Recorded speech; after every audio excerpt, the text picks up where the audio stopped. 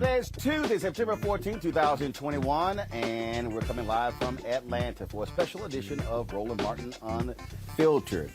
A group of brothers here in Atlanta, they meet on a regular basis. I was invited to speak to them, and so we're going to be talking with them about a variety of issues. First of all, will we see an end of black mayors here in Atlanta? It's a mayoral election that could happen. Also, Atlanta is known as the Black Mecca in terms of business. What is the future for black business in the city, but also for America? And also, what is the impact on the Georgia voting bill on the rest of the country? And lastly, we'll talk about the need for black America to be reprogrammed with John Hope Bryant, founder of Operation Hope, plus Dikembe Mutombo, who is our host. He is an international ambassador for basketball, and we'll talk about the role that he is playing when it comes to basketball across the continent, but also education. Folks, it is time to bring the funk on Roland Martin Unfiltered on the Black Star Network. Let's go. He's got it. Whatever the miss, he's on it. Whatever it is, he's got the scoop, the fact, the find. And when it breaks, he's right on time and it's rolling.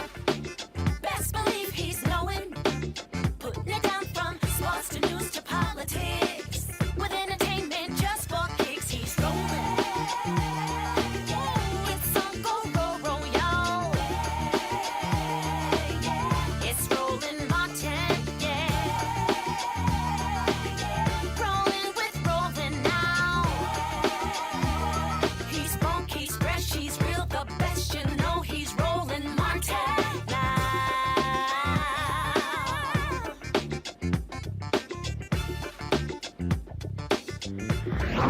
Martin.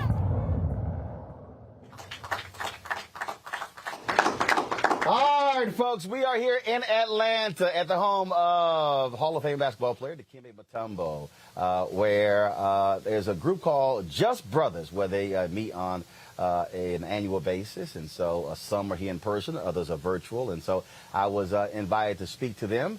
I don't know what we're going to talk about, but I guess I'll figure that out later. But we decided to say, hey, let's also, I was always going to do the show, of course, and they said, hey, can we incorporate the brothers who are here into the show? And I said, well, why not? Because that's what happens when you own it.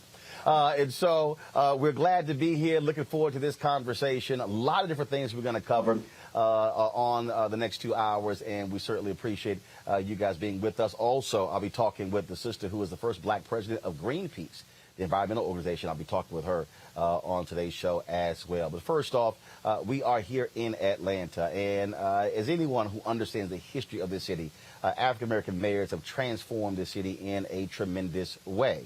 Now, remember, the last election, Mayor Keisha Lance Bottoms won by just 400 votes.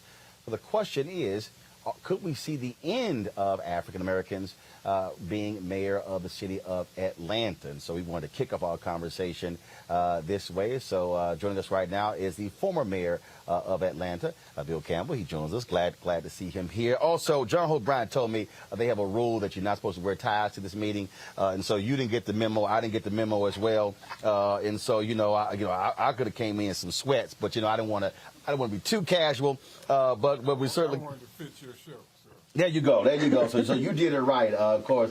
And one of our elected officials here in Georgia, Roger Bruce. Glad to have both of you here. So how we doing? All right. All right, so let's just jump right into it. A lot of people, Mayor, don't understand how the demographics have shifted in Atlanta.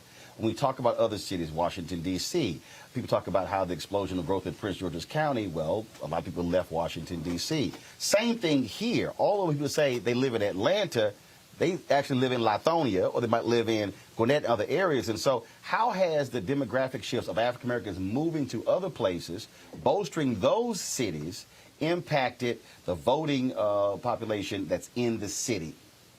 Well, when I was elected in 1993, the African American percentage was almost 70%.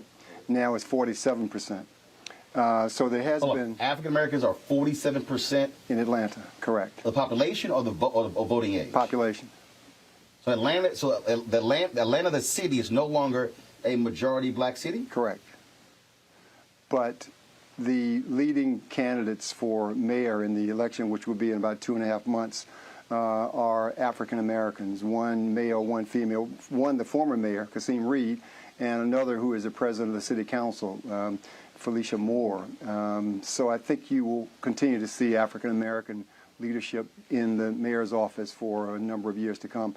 And in fact, let me just also say that with the migration of African Americans in the surrounding counties, it's been a great positive because in all those jurisdictions, they have been turning out tremendous numbers of voters, and they have changed the dynamic of those counties, which were largely suburban, some almost rural.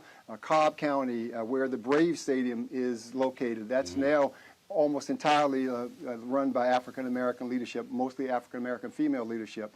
Gwinnett County, DeKalb County, all these, Henry County, Clayton County, these are suburban counties, and they were totally run by whites for many, many years, and very conservative, by the way, and that's all changed. So even though the dynamic for Atlanta itself has changed somewhat, those suburban counties who turned out in great numbers to shift the entire paradigm for the U.S. Senate with Warnock and Ossoff all came from this outward migration. But still, the fundamentals are from Atlanta. That's where the roots grow. This is where all people know that you vote all the time.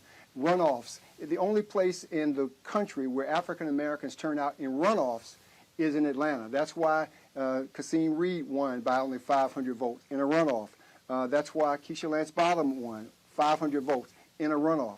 African Americans turn out all the time because that's the history of Atlanta. Dr. King, the civil rights movement, the colleges and universities, everything about Atlanta is geared towards making certain that we understand how precious the right to vote is. And of course, you know, we lost the paragon, John Lewis, back in July of last year. Think how much he wanted to understand that voting was fundamental. And of course, there's the John Lewis Voting Rights Bill, which is still bottled up in Congress. If we can get something that will stop these places, Georgia, Arizona, Texas, and these insane efforts to try to stop people from voting, it's almost it's un-American. But yet they're trying to do that in some way as a tribute to Donald Trump's efforts to try to undermine the legitimacy of the election. So African Americans are going to have an African American mayor in Atlanta. There's almost no doubt about that. But the migration outward has made a real difference also. So I think you can rest assured that Atlanta and perhaps Georgia, again, will play a leading role in the politics of the country. We often talk on this show about the role that voting plays. And then I get people all the time who say, man, you always talk about voting and we don't see it. And what I'm constantly trying to do is connect the dots, trying to get people to understand that there's a direct correlation between who gets elected, contracts, services. Maynard Jackson wins in early 70s. African Americans were getting 0.0012% of all city contracts. Right. And so you don't have the economic shift in Atlanta without combining the political power that shifted the economic paradigm. Yeah. But, you know, as the mayor just stated, you know, we've created new cities around Atlanta also. The city of South Fulton is 92% African American, and it's the fourth largest city in the state. And we just created that 5 years ago.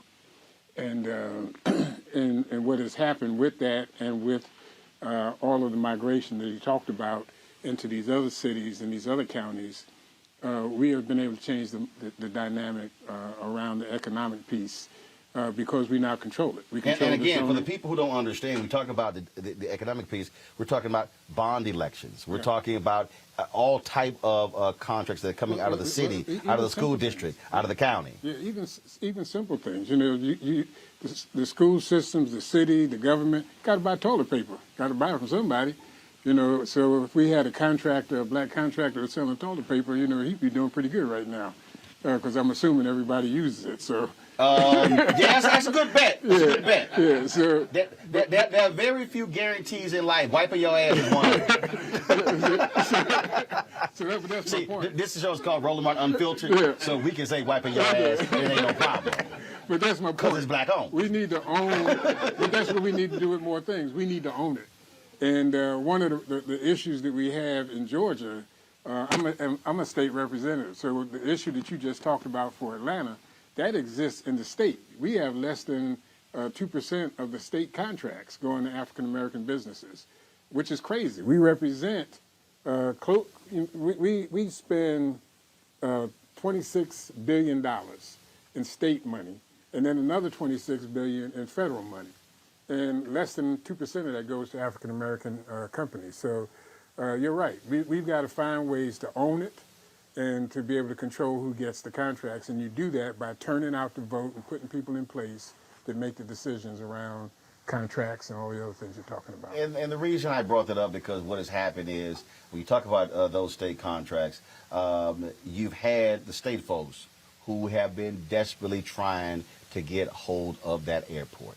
Well, interestingly enough, the airport, which is named half for the person who really was responsible for the growth of our airport, Maynard Jackson, every brick, every flight has all been done by African-American mayors, starting with Maynard Jackson all the way through. So when you see the busiest airport in the world and you understand the billions and billions of dollars of contracts, of those people who work in and around the airport, all as a result of the African-American leadership coming from the mayor's office. But also, let's go back to the fundamentals about why it's important to have these elections and voting. Because in each of these places that you talked about, Roland, they are electing African-American district attorneys.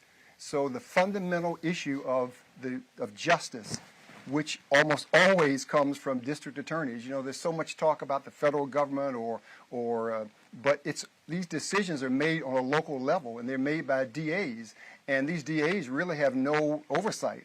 So the fact that Cobb County, because they are the chief law enforcement officer, absolutely, and they are a power unto themselves. But now with these elections in these suburban counties, who were almost invariably, they were white and conservative and more likely Republican, that's all changed now. So we're now seeing a paradigm shift, and that makes a real difference in the dispensation of justice. So I think you have a real appreciation for what Atlanta has meant and what it now means for these outlying counties who are now being changed fundamentally.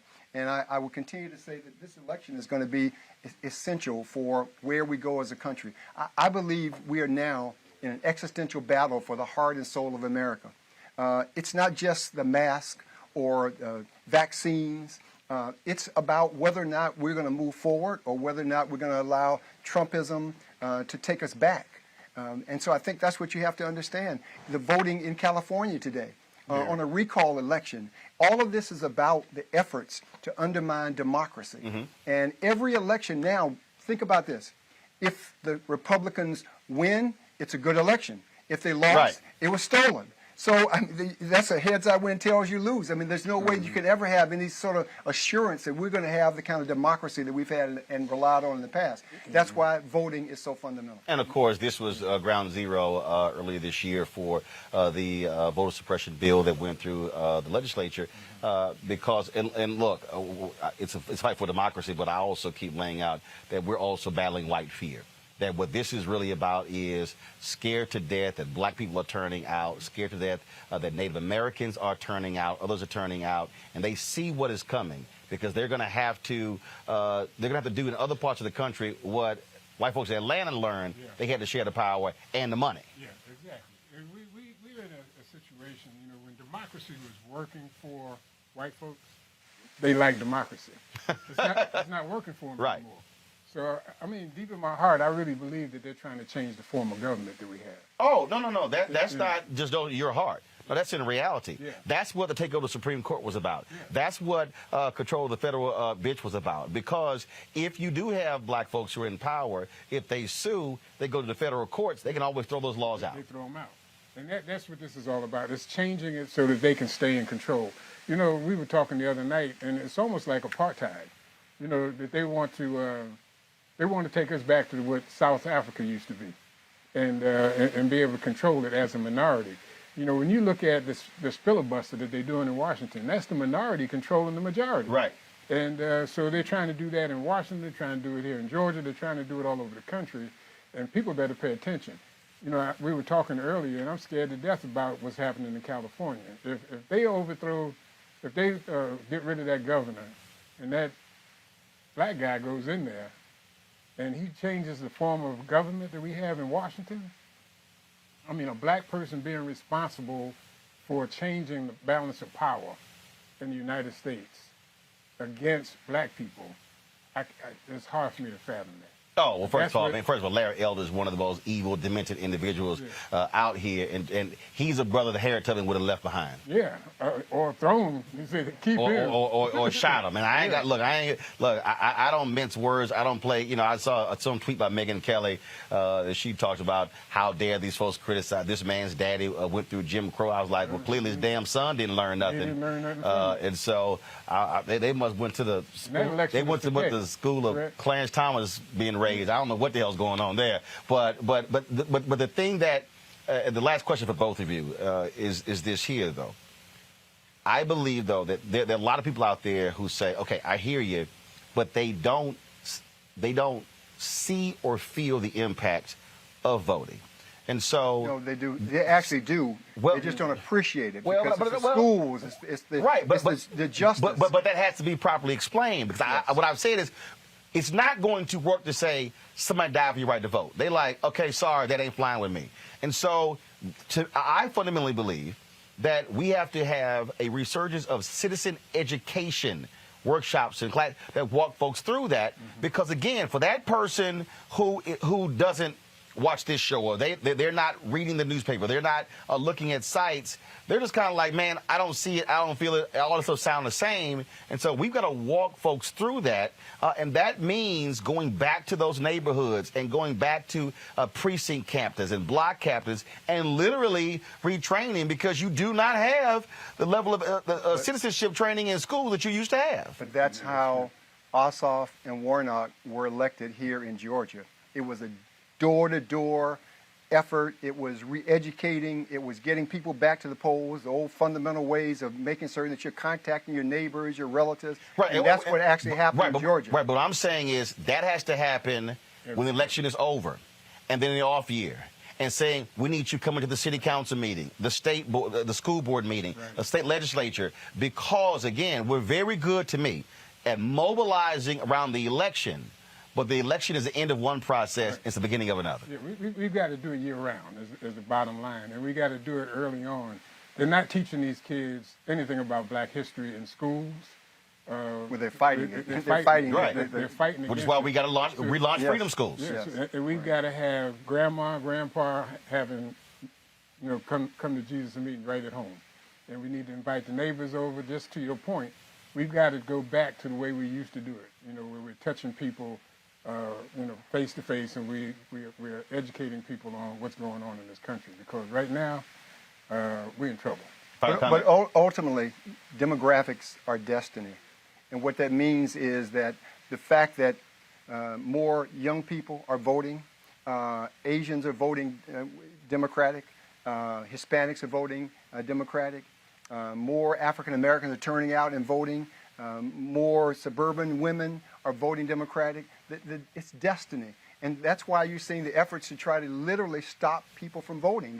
But that's not going to work ultimately. We just got to make certain, as you say, to educate and motivate and get people to the polls. Well, it's destiny in some places. The Texas Monthly just had an article how a number of Latinos in South Texas flipped in a huge way, 200% and 300%, going from Hillary Clinton voters to Donald Trump voters. And Democrats were just sort of assuming that was going to continue. But many of them... They're not monolithic. They're not monolithic. Right. But many of them are identifying with white values as opposed to minority values. But again, that's where, to me, the education has to come in. And so, at the end of the day, for us, we can't wait on anybody else. And we got to maximize our numbers.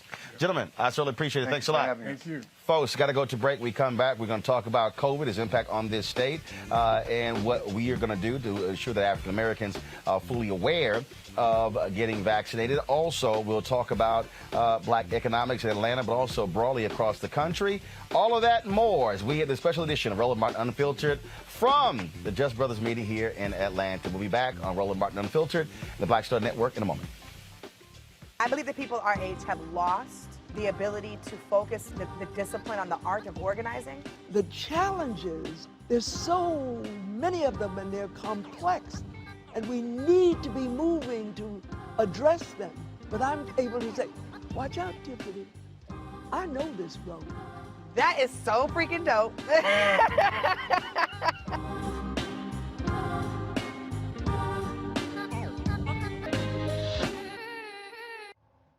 So a lot of y'all always asking me about some of the pocket squares that I wear. Now, Robert don't have one on. Now, I don't particularly like the white pocket squares. I don't like even the silk ones. And so I was reading GQ magazine a number of years ago, and I saw this guy who had this pocket square here, and it looks like a flower.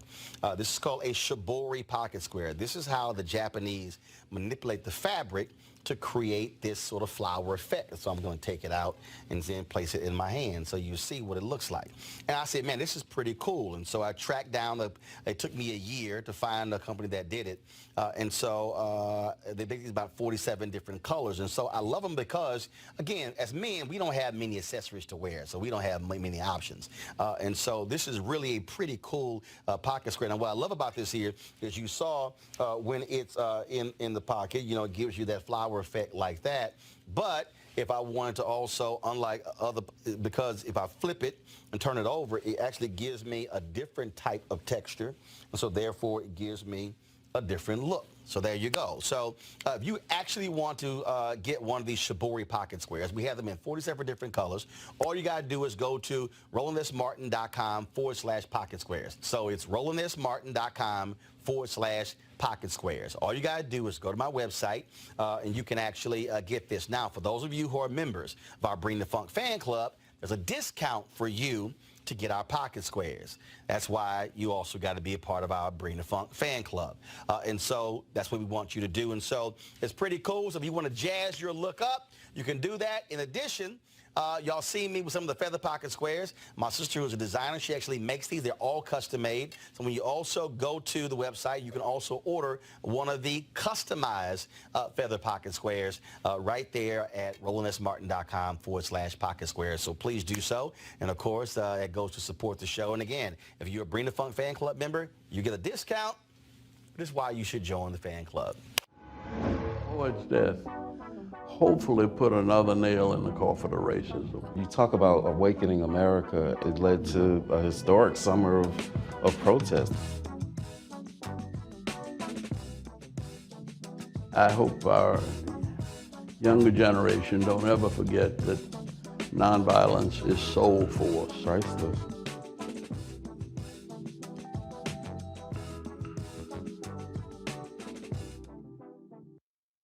You want to support Roland Martin Unfiltered? Be sure to join our Bring the Funk fan club. Every dollar that you give to us supports our daily digital show. There's only one daily digital show out here that keeps it black and keep it real as Roland Martin Unfiltered. Support the Roland Martin Unfiltered daily digital show by going to RolandMartinUnfiltered.com. Our goal is to get 20,000 of our fans contributing $50 each for the whole year. You can make this possible. RolandMartinUnfiltered.com.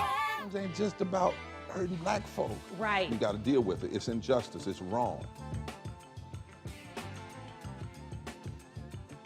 I do feel like in this generation, we've got to do more around being intentional and resolving conflict. You and I haven't always agreed. Yeah. But we agree on the big piece. Yeah. Our conflict is not about destruction. Conflict's going to happen.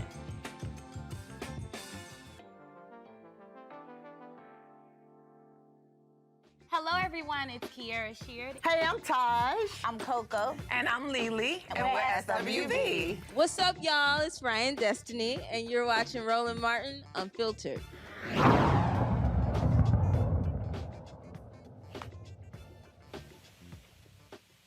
All right, folks, welcome back to Roland Martin Unfiltered here in Atlanta. Let's talk about business. We spend lots of time on our show. That's why we have our segment called Where's Our Money? Every Tuesday, we also have the Marketplace segment where we feature black-owned businesses. And so, guess what? We've got three CEOs right now. On the far left, my far left here, Maurice Stewart. We have Michael Russell and Tommy Dortch Jr. Maurice, tell folks about your company.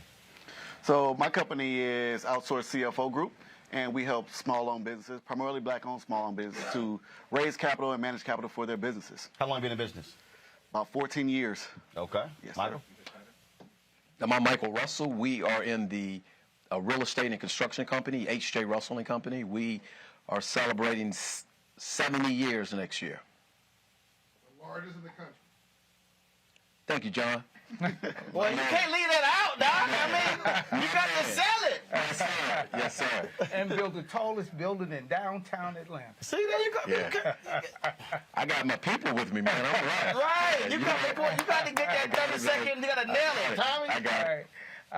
Yeah, I've been in business 27 years. I own 6 businesses, a little bit north of 300 employees. I'm in parking. I'm in mattress manufacturing, consulting firms, and, of course, my transportation company. And I've been in business 27 years. I decided after 16 years with the U.S. Senate I needed a real job, so I created it. Yeah, precisely. Let's talk about that, because one of the reasons in creating this show is I wanted to be able to feature voices that, one, you're not going to see on CNBC, Bloomberg, ABC, NBC, CBS. And so we've had a number of businesses that we feature every Tuesday. Because I get these people tell me, man, you need to have this person on and this person on. You need to have Claude Anderson, or you need to have this expert. And I said, well, I can have people on who can talk about the need for black-owned businesses, or I can actually have the black-owned businesses talk about what they actually do. And that, to me, Tom, is really where we are and where we have to be, because at the end of the day, it's not just about having a business. Right. It's building capacity and growing it. You know, pre-COVID, there were 2.6 million black-owned businesses in America, but 2.5 million only had one employee. Yeah, right. Average revenue $54,000. And I said, no disrespect, if you got just one employee, I said, no disrespect, that's not a business. Right. So we only are dealing with 100,000 black-owned businesses with more than one employee. That is not going to get it if we're talking about being able to move forward in the future. And we gotta grow it, and that's important. I'm at a point now I never would have imagined. My father was an entrepreneur, and it took me 22 years in public service to really get back around to it. But what I've understand with the most recent contract that I signed back in April, and I never would have imagined I'd be where I am. I now will have exceeded 200 million since I started business, but I spend a lot of my time helping other businesses to grow, because that's very important. And working, work with Michael's father. His father is a legend, and we designed the diversity and inclusion programs at Hartsfield-Jackson, thanks to the great Maynard Jackson, who started a program that still exists, been tested in all the courts. But we designed the diversity and inclusion program for his father that managed that $5.3 billion expansion. We did $1.6 billion, mainly with African-American-owned business. You have to be intentional, but you got to have leadership. But also, we had to train people. We did financial management, Construction Business Management Institute. We did all of those things. But our businesses know how to do the work, but they got to also understand how to manage the money, how to make sure they value their employees. But with that, you also got to have leadership that understands it should be inclusive. As Maynard told the people, corporate Atlanta, if you don't pay the way to make sure that African-American business owners get a piece of the action, then we won't build a new airport. And he held out until they... And said there will be tumbleweeds going down the runway. Right. But Michael, that's the thing right there that I keep saying all across the country, of this new crop of black leaders. They've got to have that level of courage. Right. And then, granted, you've had Supreme Court rulings since the early 70s, but there are still ways to be able to get it done, but folks got to actually do it. You're right, and you're absolutely right. Those type of political leaders are far and few between today who have the courage and the fortitude of a Maynard Jackson. But you do have them, and you're right, Roland. It takes a very intentional focus to make it happen. And we're working in areas where that is relevant, but it is rare. I mean, you really need the right political leadership. They need to have the right support around them, and it makes a difference, because firms like us too, as Tommy mentioned, we've been around. I'm fortunate to run a second-generation business, which is super rare, obviously. But the reality, we tend to hire more people that look like us. So that's real too. We put people to work. And that's my point. We talk about build capacity because we are far more sensitive to the issues. You have black-owned businesses that are hiring folks who are formerly incarcerated, willing to work with folks in different areas. And so I've had people get mad at me. They're like, man, you keep going off on these companies when it comes to black-owned advertising. I'm going, well, how in the hell you think we're going to hire people? Right. I'm like, if we don't get the money, there's a reason CNN does $1 billion profit. Right. There's a reason they're in 200 countries and they have thousands of employees. I said, because they have capacity. Sure. I said, so will you want us to sit here and continue to saying, oh, let's be fine with having 12 or 15? I said, no. Right. No doubt. I mean, you have to have scale.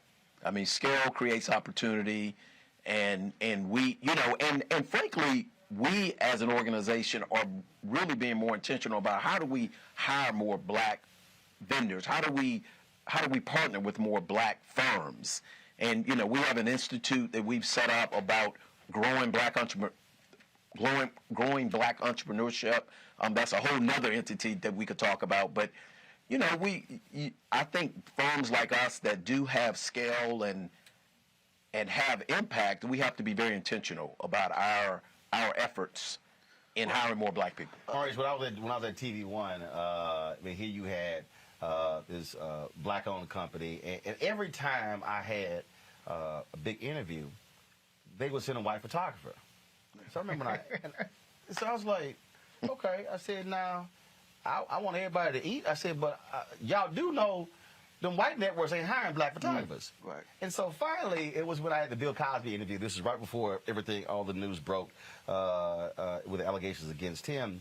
And I'm interviewing him and this photographer, he's taking pictures and the flash is going off. I'm like, don't this fool know we shooting video? Like, using that. So I walked into the PR person I said, don't you ever send, I said, y'all gonna send a black photographer who understands how to shoot black people. I said, now I don't care who the hell y'all hire for the rest of y'all stuff, y'all gonna find somebody black. And I said, I advise y'all not to make the mistake again. This was her first day on the job. She was like, what the hell did I walk into? But and so when we would travel to do our show, we would go to L.A., I would go, no, I want to, because I don't do that cold food, don't come in that box lunch stuff. Okay. If any of y'all got a box lunch business, sorry. I can't stand cold food. I said, no, I want a black restaurant. Yeah. I said, we're going to use black limousine companies. I said, because if we are not hiring them, I said, it's a good bet other folks are not hiring them. Right. Well, I mean, I think you talk about intentionality. And so it's a good time to be black in business, in my opinion, right now. There's a lot of money out there. Access to capital is being made available to black businesses. The government's got a lot of federal money that's coming down for black communities, but we have to take advantage of it. And we don't know about it a lot of times. And so I worked with a lot of small businesses that were looking for PPP loans, and they weren't able to get them because they weren't set up like a business, like an enterprise. So you have to be able to do because a lot of black-owned businesses were using folks who were 1099s. Exactly. And couldn't get more of the money if they're not full-time. Exactly. Exactly. So you have to have yourself set up right. You got to operate like a real business, not like a hobby. And then once you start doing that, you can get access to being a vendor for the city, being a vendor for the airport. There are communities with federal dollars that have opportunities, but they don't have anyone looking to them to reach out and say, hey, look, you need to take advantage of this, whether it's for sewage or for broadband. So we need the communities to know about what's out there and be intentional about going out there and getting it. But there's also, Tommy, is understanding the business of the business. Correct. There are a lot of people who are enamored with the idea of saying, I got my own company. Right.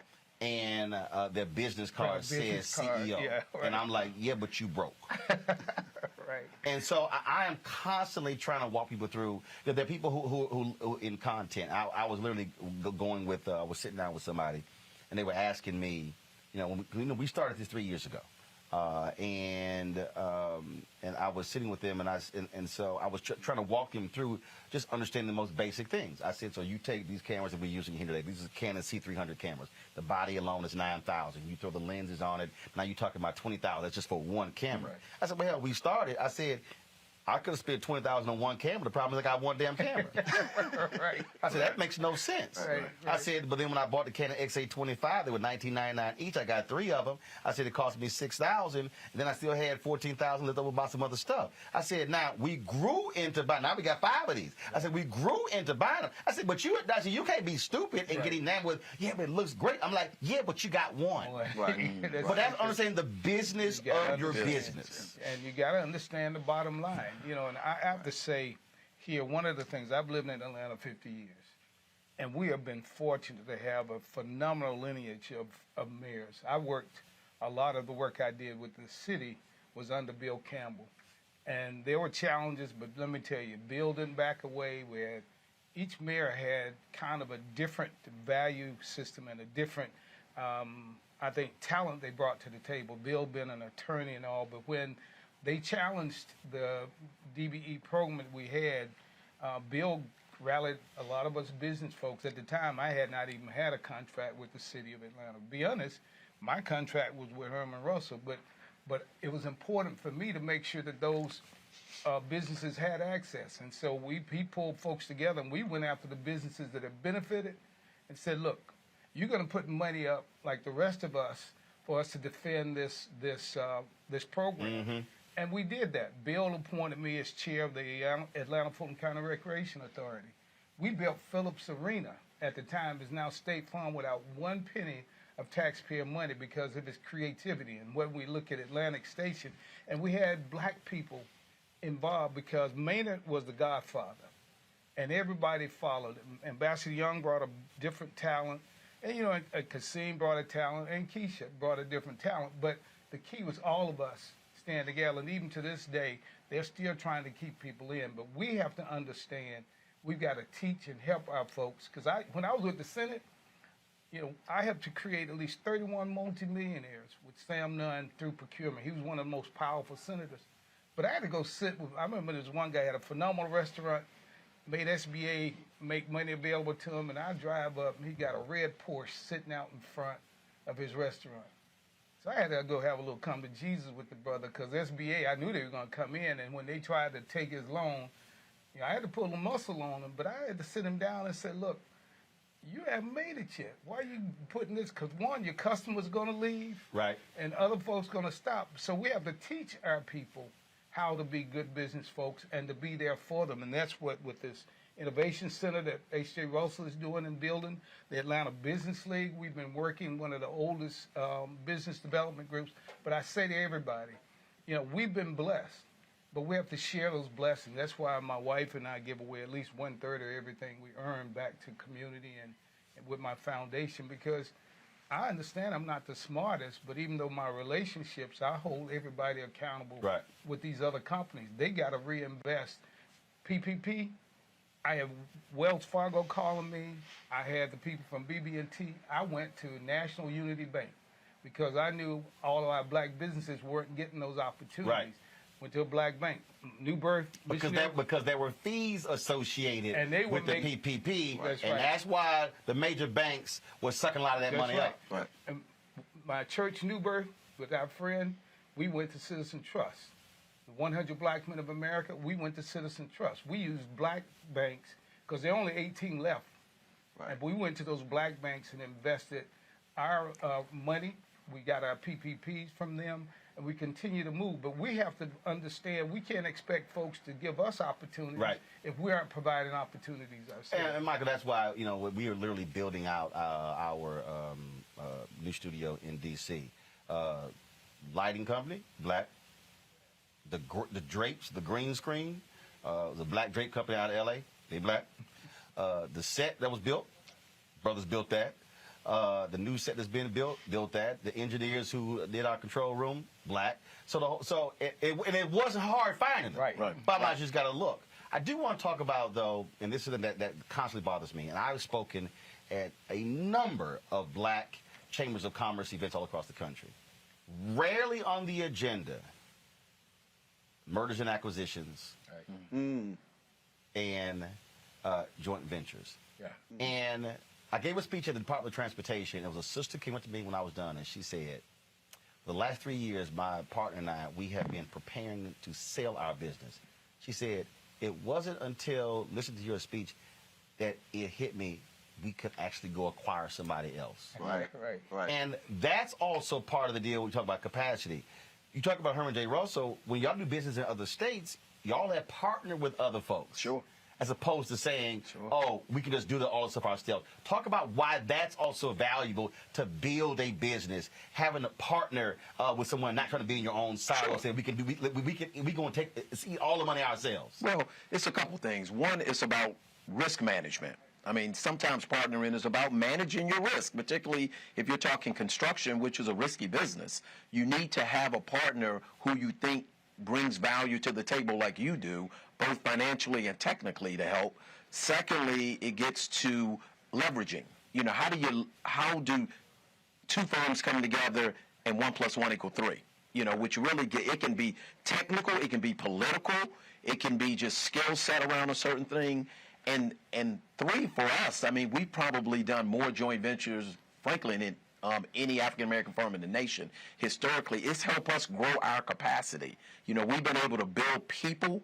Now, the key is being able to keep those people. After you have them on these jobs, you have to, continue to work hard to grow your human capital because, really, I mean, you're in the service business, and service business is people.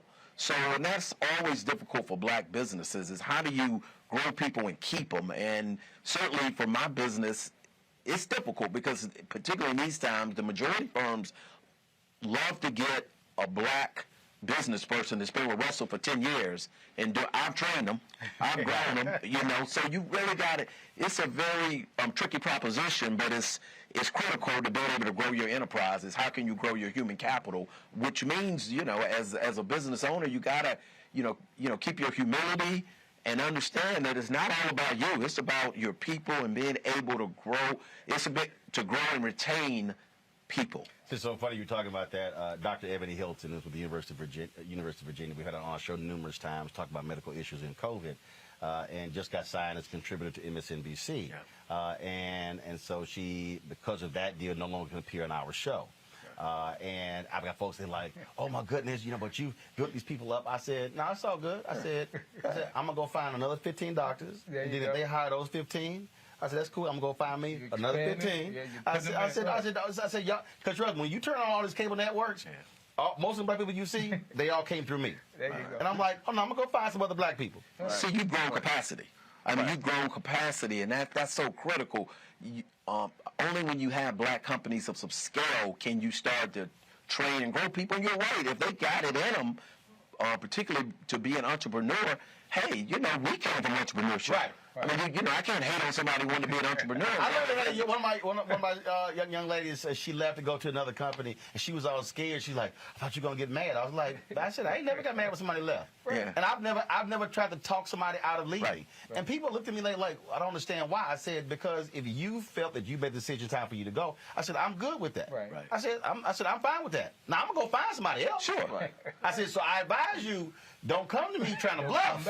Don't come in 3 months. Huh? Right. Or don't try to come bluffing, saying, well, maybe I can get more. I said, no. I said, because I'm going to let you leave. Yes. I'm going to let you leave. Go ahead. You want to make a point? Go ahead. Well, I was going to say earlier, you talked about entrepreneurship, and I think it's one of the underrated forms of becoming an entrepreneur is through buying a business. And so when I left corporate America, I bought a business. And I went through the process. Do I start a business? Do I franchise? And that's what we think of as entrepreneurs. But when you buy a business, you can buy a company that has a stable cash flows. Right. They have a history, so you know where your customers are coming from. You've got something that you can build off of. That's how you get to 1 + 1 = 3. And now they've got what's called the silver wave. So you have a lot of baby boomers that are retiring. These people have had businesses for a very long time that have been successful.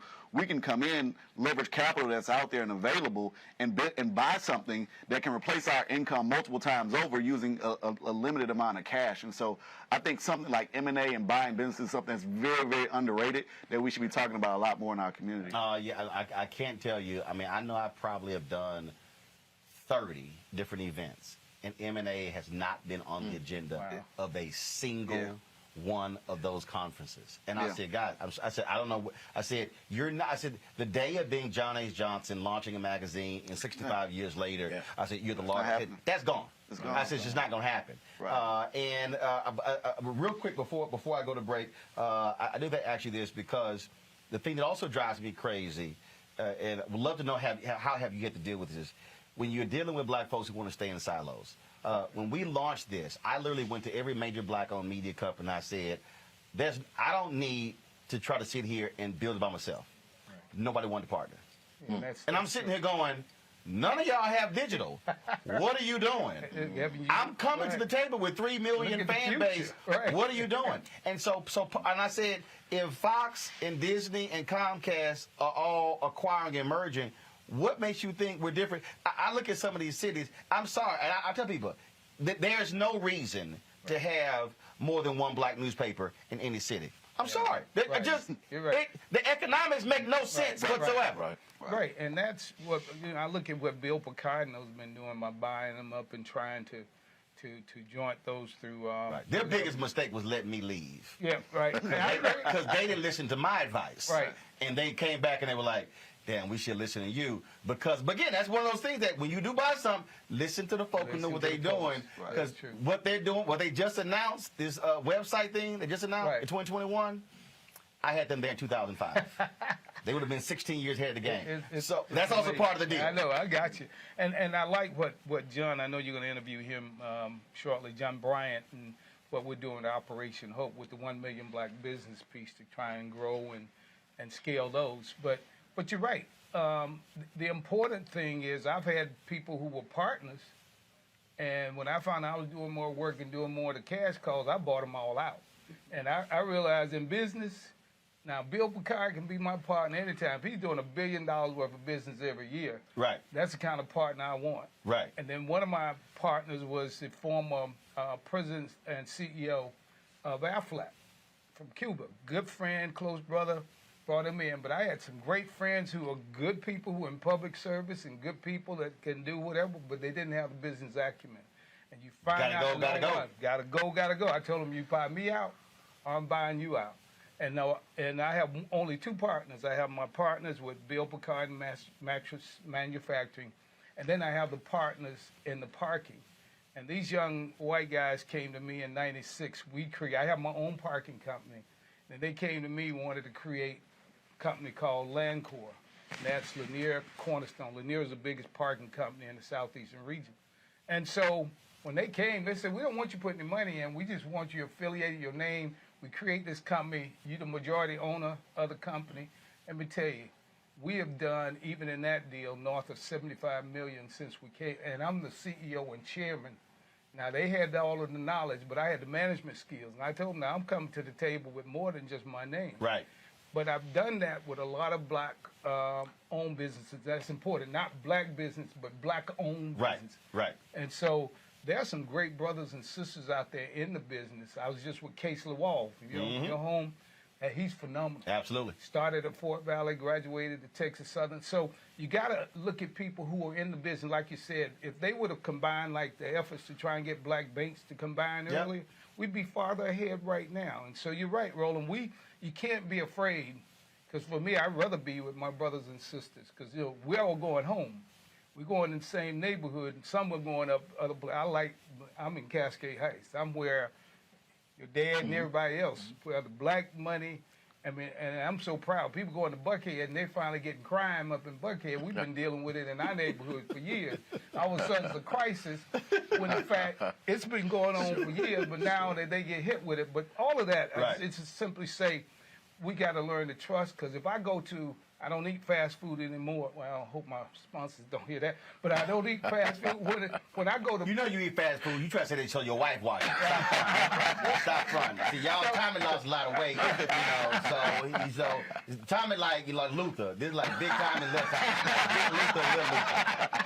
See, that's what we got going on right here. So that was for his wife. That's it. He ain't got nothing to do with his partner. He was like, my wife listening. I don't want her to know I got me a burger. Come on here. But we have to remember, there are a lot of our people who have a bad experience with a company that's black owned. I'm not going back. And they have bad experience with white folks. White folks mistreat you, and they can't wait to get back. Right. But what I do is take a teaching moment. If I go to Buckhead, and let's say it's a McDonald's, and I get great service, and I go to Bankhead, and little sister say, what you want? I take the time to have a teaching moment. but I call that manager. That's right. And I say, I'll be back, but you got to give me the same thing. Your food, your menus are the same. You got to train these young people. And that's what our people got to understand. Give us service. No longer do our communities go because you're black, even though we got to get them back to be that way, like the Sweet Auburn's. But we have to teach, but we also have to make sure that we are doing our part. And when it's wrong, you don't just leave. You sit and talk with them, because sometimes they don't know. And when you don't know, you don't know. That's part of it. But Atlanta still has one of the largest black business ownerships, and we have to keep moving and working. But I wouldn't live in any other city than Atlanta. All right, then, gentlemen, I appreciate it. I would, Houston, but I'm from there, so you know. I was with the mayor last weekend. That's what I'm just saying. I know he's a good alpha man. Just don't come to the Omega chapter soon, okay? Gentlemen, I appreciate it. Thanks so much. When we come back, folks, we're going to talk with the first black president of the environmental group Greenpeace, and more from Atlanta. We'll talk about black education, COVID, and also the need to retrain or reprogram the minds of black America. And we'll chat with Hall of Famer Dikembe Mutombo. All of that next on Roland Martin Unfiltered, broadcasting also on the Black Star Network. Back in a moment.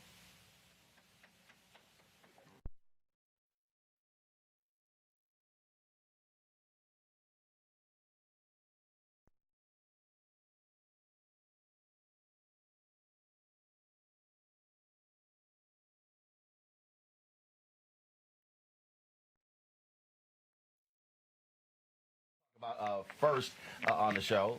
Now, see, now you know you can't walk in front of the camera. Oh, my God. Yeah, you got to duck. Oh, my God. Come on now. All right. And so, you know, we're always covering first on this show. And so she is the first black executive director of Greenpeace. Ebony, how you doing?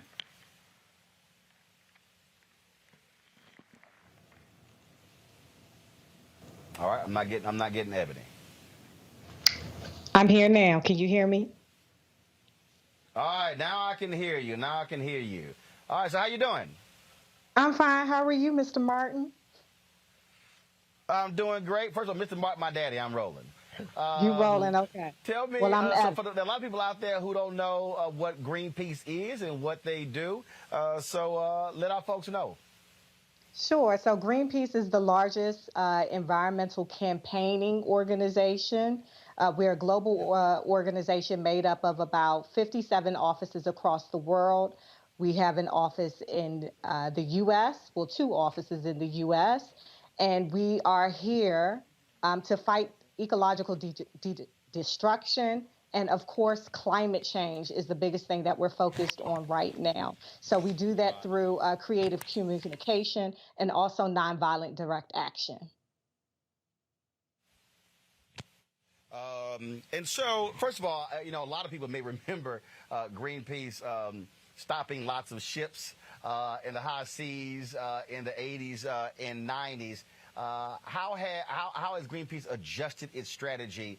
We're now operating more in a digital world, and so how are you trying to educate the world on to be more environmentally sensitive, but also bringing in African Americans and getting people to understand the impact of environmental racism on black communities when it comes to our water? So yes, we have evolved over time where most of our work in the earlier days were around toxics and testing of nuclear sites and pushing it back against administrations that were trying to cause damage. What we have been focusing on over the last 20 years, as you know, climate change is the biggest existential threat to the human population right now. And we know Black and brown folks are on the forefront and disproportionately impacted by climate crisis. So we have done a number of things, including reports that we've partnered with Movement for Black Lives to educate folks on what fossil fuels and really what the gas and oil industry is doing to destroy our planet, and also how that dark money operates within oil and gas, and also holding administrations accountable. Right now, of course, the Biden administration, holding him accountable, holding his feet to the fire so that we can get the solutions that we need for more clean and equitable, just climate solutions, which we have the answers right now. We just need someone that is bold enough and will take action in this moment. Obviously, it's important coming to this platform, talking to African Americans. What is your plan to bring more black voices to the table? We have Mustafa Santiago Ali, of course. I'm sure you know his work, environmental justice. But how are you looking to expand the African American input when it comes to environmental issues? So we know that African Americans, a study just came out by Yale that showed 60% of African Americans are concerned and alarmed about the climate crisis now. The problem is no one is talking to our folks.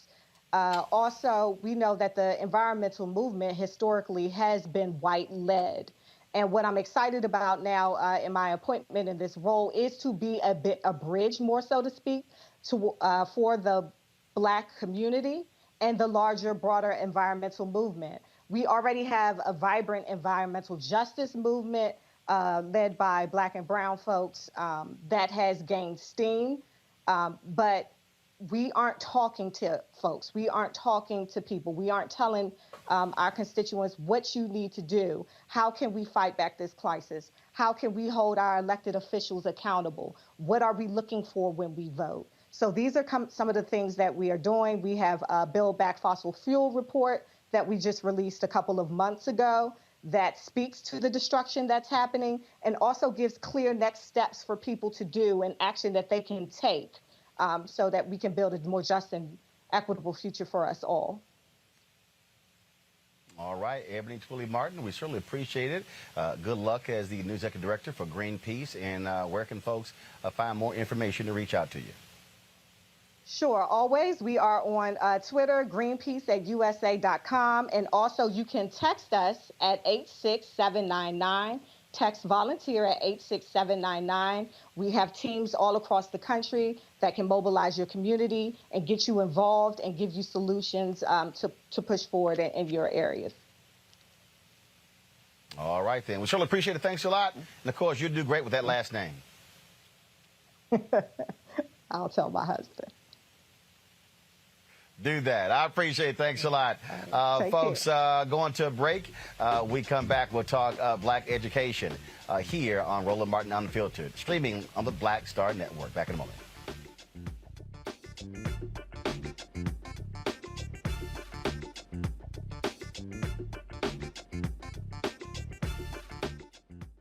Before Till's murder, we saw struggle for civil rights as something grown-ups did. I feel that the generations before us have offered a lot of instruction. Organizing is really one of the only things that gives me the sanity and makes me feel purposeful. When Emmett Till was murdered, that's what attracted our attention.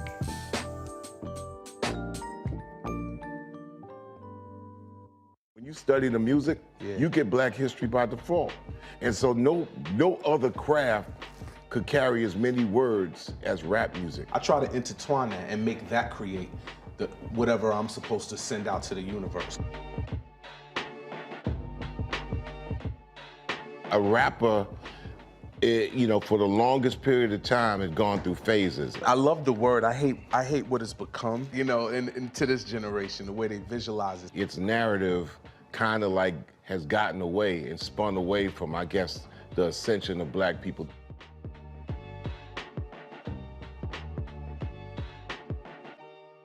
You want to support Roland Martin Unfiltered? Be sure to join our Bring the Funk fan club. Every dollar that you give to us supports our daily digital show. There's only one daily digital show out here that keeps it black and keep it real as Roland Martin Unfiltered. Support the Roland Martin Unfiltered daily digital show by going to RolandMartinUnfiltered.com. Our goal is to get 20,000 of our fans contributing $50 each for the whole year. You can make this possible. RolandMartinUnfiltered.com. I'm Shantae Moore. Hi, I'm BB Winans. Hey, I'm Donnie Simpson. What's up? I'm Lance Gross, and you're watching Roland Martin Unfiltered.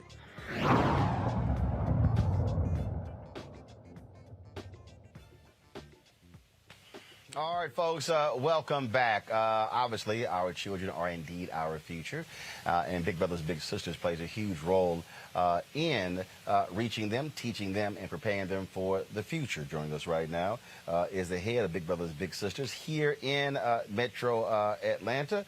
Glad to have Kwame with us. Kwame, first of all, how you doing? I'm great. Glad to be here. So one of the things that so many people they've seen the commercials, they've seen the promos, things along those lines, and we're now operating in just a whole different environment with COVID as well. And so, how has that impacted Big Brothers and Big Sisters being able to serve the needs of the young men and young women who come through your various centers? Well, for starters, I like to say the need has just gone up. You know, you can think about young people who had outlets to go to school, after-school programs, and now they weren't doing that during COVID. So mental health, food issues, housing issues were a lot more elevated during COVID. So the need for mentorship was even greater. So we've been doubling down to get people to sign up to be Big Brothers and Big Sisters, to mentor young people, to defend potential. That's what we talk about a lot. Because young people are going through really tough times, that were going through tough times before COVID, and more so during COVID. And how are you doing that? I mean, is it virtual? I mean, so how are you still being reaching them? Yeah, we pivoted to virtual during COVID. We actually just moved our office from Midtown to the west side of Atlanta to be more intentional about the work, to be in the community, to recruit more Big Brothers and Big Sisters from those communities. And we're going to be actually setting up satellites in high-need parts of Atlanta to better serve the community. So we've been very intentional in recruiting people, and they're glad to be on your show to talk about the need. We got about 500 kids on a waiting list here in Atlanta, 30,000 kids across the country on a waiting list, mostly boys, mostly kids of color. So it's really about the community coming together to support young people, even more so now that they need the support more. What are the requirements? Or somebody out there who's watching or listening and they say, hey, man, I'm interested in this. What are the requirements? What's the time commitment? Is there economic commitment for them to be involved? So no economic commitment. This is something everyone can do. You know, I tell people no one can create new time. We're all busy, right? We're all running around doing different things. But incorporate this young person in your existing times. I do it myself. I'm a CEO of an organization. We can all do this. We ask for 8 to 12 hours a month at a minimum, but you're bringing this young person along with you in your journey in life. So this is not something new time you have to create. This is something anyone can do that's 21 and up and cares about kids. Let's do this here. We decrease this audio, please. We talk about again. So so what's the average time commitment that someone invests? So we ask for a year commitment up front. Okay. We know if you come in a young person's life and you leave within a year, you can actually do more damage. We ask for you to spend 8 to 12 hours a month. This is something that anyone can do that wants to defend the potential young people. It's not, you're not adopting this young person. This is not foster care. This is really spending some time with a young person and helping them navigate life. This is something I've been doing, you know, my whole entire career. When I was 17, I was in prison. And I met a young person named Anthony. And I met him in the hole. And he kept coming back to the hole. And I said to him one time, I said, Anthony, why do you keep coming back to the hole? And he said something to me that started my journey on this defending young people. He said, Kwame, your father comes to see you every week. He said, I met my father here for the first time, and he's in the next unit. Wow. Fast forward 15 years, I joined Big Brothers and Big Sisters. I get matched with a young man named Anthony, right? And I've been able to do it, fit it into my life. This is something anybody can do. It's really about helping young people and defending their potential. When you talk about the waiting list, 500 in Atlanta, 30,000 across the country, and you say most of them are young black men? Yes, young boys. Yep, young black boys, boys of color. There's been a huge uptick in Atlanta with crime and violence and young people getting involved in different things that they shouldn't be involved in. And my suggestion has been not to have more cops, cameras, and curfews, because that's what most cities do. And there's definitely a need for police. I support police. I believe in community policing, for example. But just locking young people up is just going to be part of the whole mass incarceration deal. We know that does not work. Instead, we got to address some of these root causes and these root problems that young people are facing around food, housing, mental health. That's why some of these young people are making these bad decisions. But as we as a community come in and address some of those issues, we can avoid having to resort to just more cops, cameras, and curfews. All right, then. If somebody wants to reach out and connect, how do they do so? Go to our website. You know, we're in pretty much every city. You can go to Big Brothers Big Sisters, whatever city you're in. We'd love to have you here in Atlanta. We got about 500 kids on our waiting list. We need more people who are trying to help defend potential of young people and help young people reach their full potential. And that's what it's all about. Kwame Johnson, we appreciate it, man. Appreciate Thanks a lot. you. Thank All you. right, good luck. Yep, thank you. Folks, when we come back, we're going to talk transportation, mobility. How vital is that for African Americans to improve their lot in lives? It's something that a lot of people just simply assume and take for granted. No, it is a real issue. That is next. We'll also talk about reprogramming or retraining the minds of Black America when it comes to success. And we'll hear from Hall of Famer Dikembe Mutombo about the work that he's doing all across the globe as a global NBA advisor or ambassador. All of that, Roland Martin Unfiltered at the Just Brothers meeting here in Atlanta, broadcasting on the Black Star Network. Back in a moment. White supremacy ain't just about hurting black folk. Right. We got to deal with it. It's injustice. It's wrong. I do feel like in this generation, we've got to do more around being intentional in resolving conflict. You and I haven't always agreed. Yeah. But we agree on the big piece. Yeah. Now, conflict is not about destruction. Conflict's going to happen.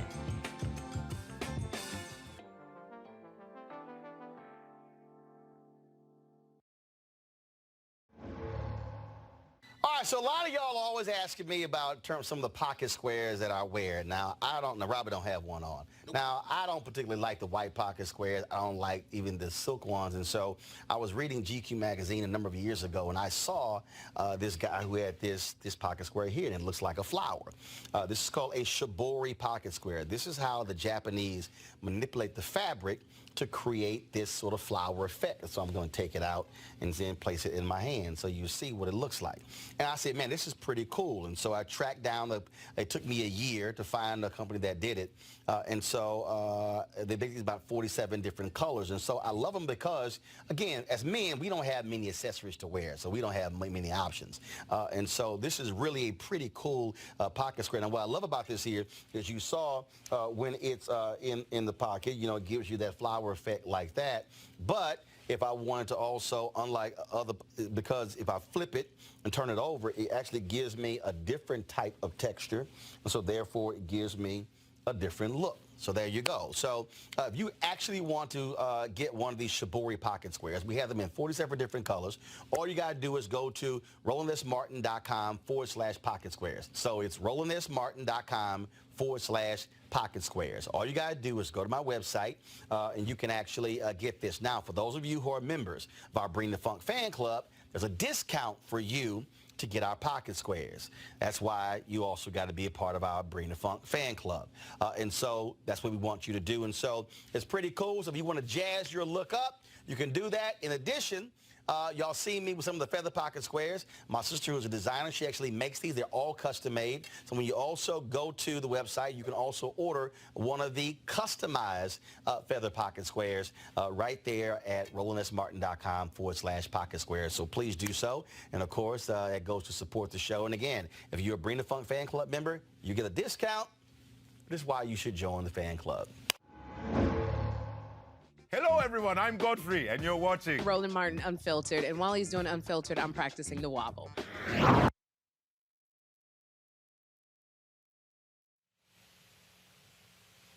All right, folks, welcome back. Lots of conversation in Congress when it comes to raising taxes, not only on corporations, but also the individual tax rate. What could the impact be on African Americans? Joining us right now is Earl Peak. He is in, as we just say, he in the money business. Yes, in the money business. Earl, glad to have you here. What's the name of the company? Diamond Ventures. And that is? Diamond Ventures is a venture capital and finance firm. We deploy capital for the Black Economic Development Fund. We also advise corporations and governments on deploying capital both in the United States and private companies. A lot of folks say that corporations are not paying enough in this country. There should be an increase in the corporate tax rate. It was cut by Donald Trump. Also, President Joe Biden and Democrats are talking about raising the highest income tax bracket to what it was pre-Trump.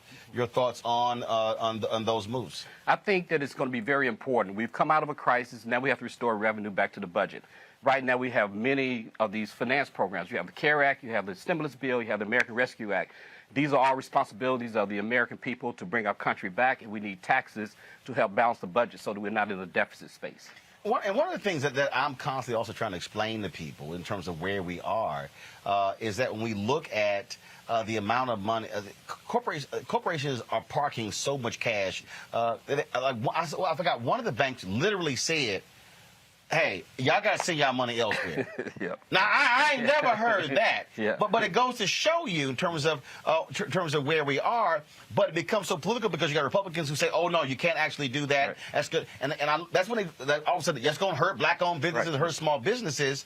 But how in the heck do you also pay for stuff if you're at your corporate rate at the lowest in decades? Well, right now, there was some tax laws that were changed that was supposed to bring some money back overseas, repatriation of money back over here. Did it happen? Which needs to be taxed. Still fuzzy. Right. Not really happened. That didn't happen. This other stuff didn't happen. Right. So all things that were promised didn't happen. Didn't happen. And it needs to be fixed now in legislation. I don't know if it's a part of the discussion of the stimulus bill and the infrastructure bill and all of that, but somehow we got to balance the revenue against the spending. That's very needed to get these companies back up and going. And one of the things that's interesting when we have this conversation, and when we talk about increasing black-owned businesses, folk have a totally different view when all of a sudden they see a few more dollars in their pocket with that Trump tax cut. Right. Yeah, they see this cash flow, but somehow this is a time where you got to be more wise in planning. You got to deal with cash flow. You got to deal with building equity to be in a position like what you talked about in your earlier panels about acquisitions, about mergers, about collaboration, and finding a way to come into an investment fund, even if it's on your block, to do these type of small acquisitions that grow into bigger acquisitions. So we're flush with cash. I tell people there's a lot of candy in the air. Everybody's getting a cavity, but it won't last forever. So this is a time to be wise and do planning, engage our black lawyers, our black CPAs, our black financial professionals to find out how do we build a lasting business that goes beyond the crisis. And obviously, you're going to have a battle on Capitol Hill when it comes to actually trying to make those changes. What are you telling, where should black businesses be? Because you're going to have some people who say, oh, I don't want to see that increase. That's just going to hurt me. Well, Roland, one of the things I met with the Deputy Secretary of Commerce with a bunch of black leaders, some who were in this room a couple of weeks ago. There's a plethora of cash over there for infrastructure and for connectivity and for telecommunications. These are the digital ways to deal with the future, the digital infrastructure and to build the human infrastructure. And they have to take all of this and build it into a thesis that comes up with a solid business foundation. Okay. All right. Well, look, we'll see what happens. It's always contentious when you start messing with folk money. And we know a lot of these companies have massive lobbyists. Right. They do not want to see those tax breaks go away. But as you said, at the end of the day, look, if we want to pay for nationwide infrastructure, the money got to come from somewhere. Got to come from somewhere. Got to raise revenues, and the way to raise revenues is through taxes. All right. And all that. I appreciate it. Thank you very much. All right. Thank you. Stay right there. All right, folks, going to go to a quick break. We come back. We're going to talk with John Hope Bryant on the need to reprogram Black America. You don't want to miss this conversation. You're watching Roland Martin Unfiltered, broadcasting live from Atlanta on the Black Star Network. Black women have always been essential. So now how are you going to pay us like that? And it's not just the salary. I mean, there are a whole number of issues that have to support us as women. Yeah, but that's what we deserve. That we shouldn't have to beg anybody for that.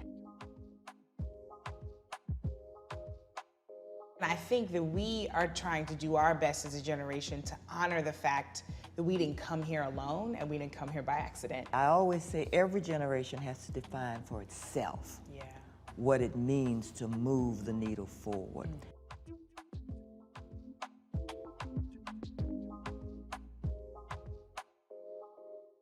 I want to talk to the Trump supporters for a minute. I don't know who you are, and I don't know why you like this guy. Whatever he does, he accuses everyone else of doing.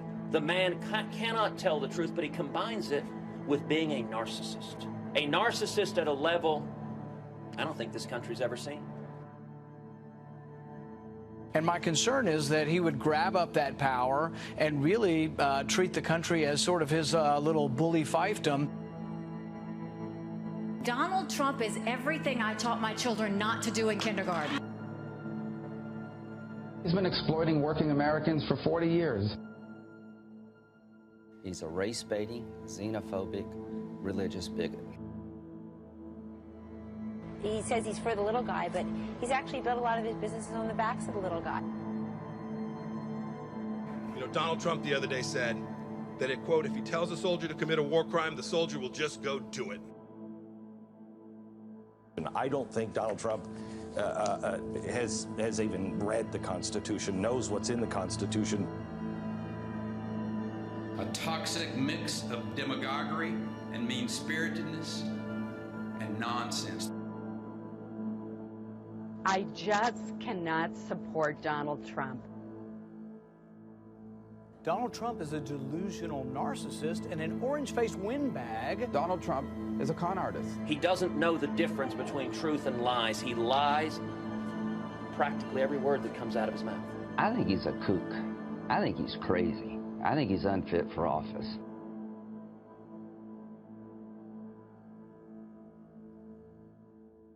People our age have lost the ability to focus the discipline on the art of organizing.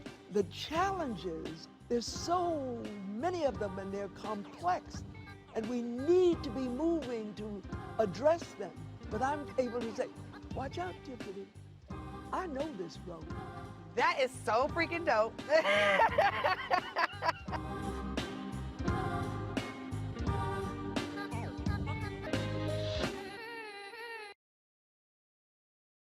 I'm Deion Cole, and you're watching Roland Martin Unfiltered.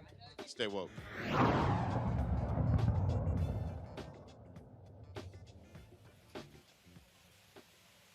All right, folks, welcome back to Atlanta. This is the Just Brothers meeting. And it was John Hope Bryant, the founder of Operation Hope, who invited me to speak to this group. I don't know what the hell he asked me to talk about, but I guess I'll figure that out since I'll be speaking in about 45 minutes. Of course, we had John on the show before. The work that they do, helping folks fix their credit scores and deal with financial literacy, is vitally important. He is also the author of a couple of books. One of them is called The Memo. And John, welcome back to the show. Honored to be with you. Yes, sir. Yes, sir. Honored to be on a show that you own. A black man owns the show, the cameras, the masters. As in nobody is his master. It means he owns the publishing masters. No different than Prince or Michael Jackson owns their publishing masters. This is the same concept. And so people don't realize the importance of somebody owning their own content. So when I called Roland and asked him, did he want to come down, he didn't have to go check with 15 people or go to a committee. It was a committee. Or ask permission. Or ask permission. He just said, yes, I'm doing it, and brought his whole crew here mobile. We need social justice through an economic lens now. And the new color is actually not black or white or red or blue. It's actually green. And you are walking your talk. You're expressing your principles through your economic power, who you're hiring, who you're contracting with. I was listening to some of these. This show, everybody needs to go back and watch this show again. I mean, you experienced the only city in America where black folks are running almost everything. And it's not to the exclusion of anybody else. We invite everybody here. In fact, I think that's really the way it worked, is that it's been inclusive. But we decided not to argue in the 60s about who were at a water fountain, but who got the contract, right? And so you have the biggest black business in America for real estate. Herman Russell's business, his son was here. You've had Tommy Dortch, 100 Black Men of America, and his business is here. You got a brother coming up who's running a $4 billion budget with the BeltLine. Great brother, Clyde. You got all these heroes and sheroes who are doing stuff in the South Coast, in the moral capital of America, the 10th largest economy in the U.S., Atlanta, Georgia. And this is an example of where diversity and inclusion helps all boats to rise. And I would like to see other cities model what's happening here in Atlanta. It's not perfect. We got problems galore, but we're working on all of them. And when folks have a meeting in Atlanta, folks show up. I mean, it could be 7 a.m. and the ballroom is packed with folks who are serious about transformational change. So we wanted you to come here and see it for yourself, experience it, and share it, the Atlanta model, with others. We also talk about this idea of reprogramming.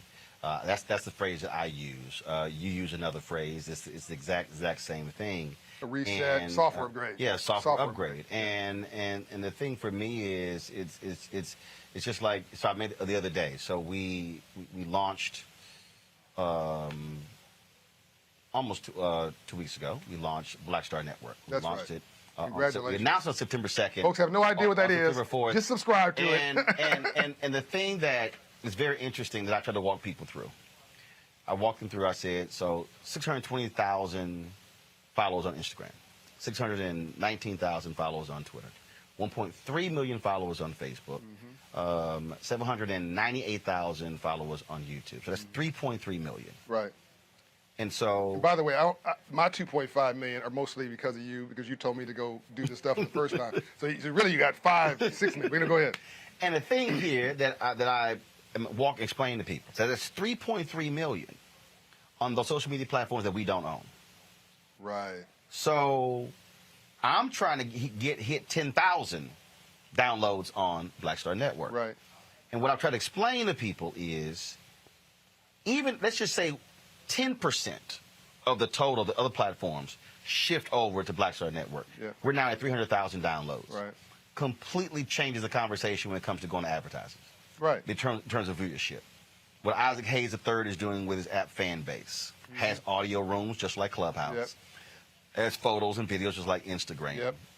Black people made Clubhouse a $4 billion valuation in 9 months. Yep.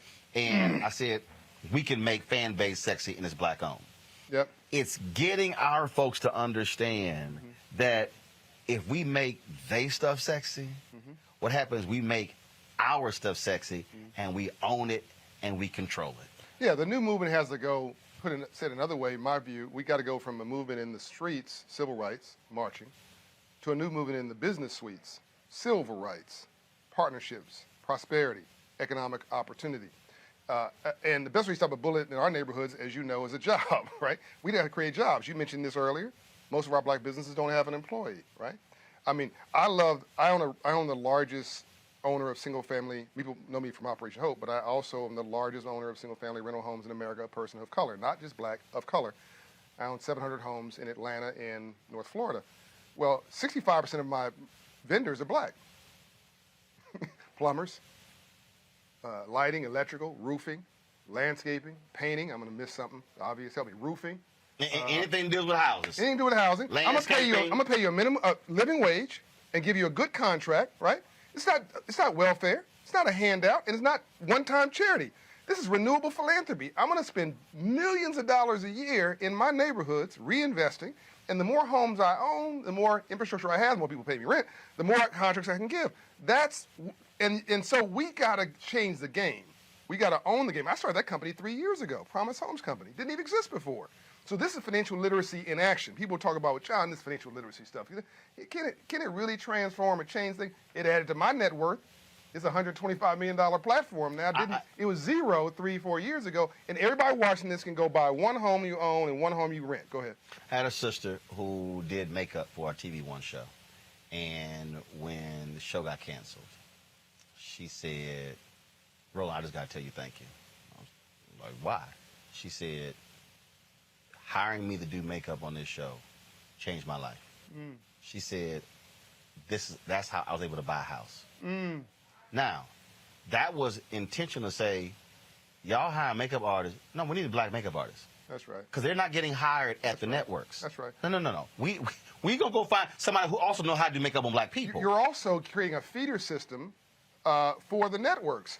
As you said, a lot of folks you have hired have now, God bless them, been hired at whoever the network is. And that's a beautiful thing. This young lady here, you gave her a step up. You hit me with somebody last week, and Roland, this is what he does when nobody's looking. Hey, John, the sister owns a home in Atlanta. She's in another state right now. She's tripping out. She needs a plumber or whatever. Well, it just so happens, because I spend so much money with these vendors, I can call somebody immediately and get her attention and probably get it done for free or whatever, the discount. But it was wonderful for me to feel that I could help somebody on a business basis. Because and for me, I don't know. I don't fix toilets.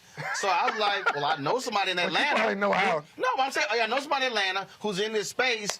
Here's a connect. And that's... But that's what everybody else does. You guys watching this? You hearing?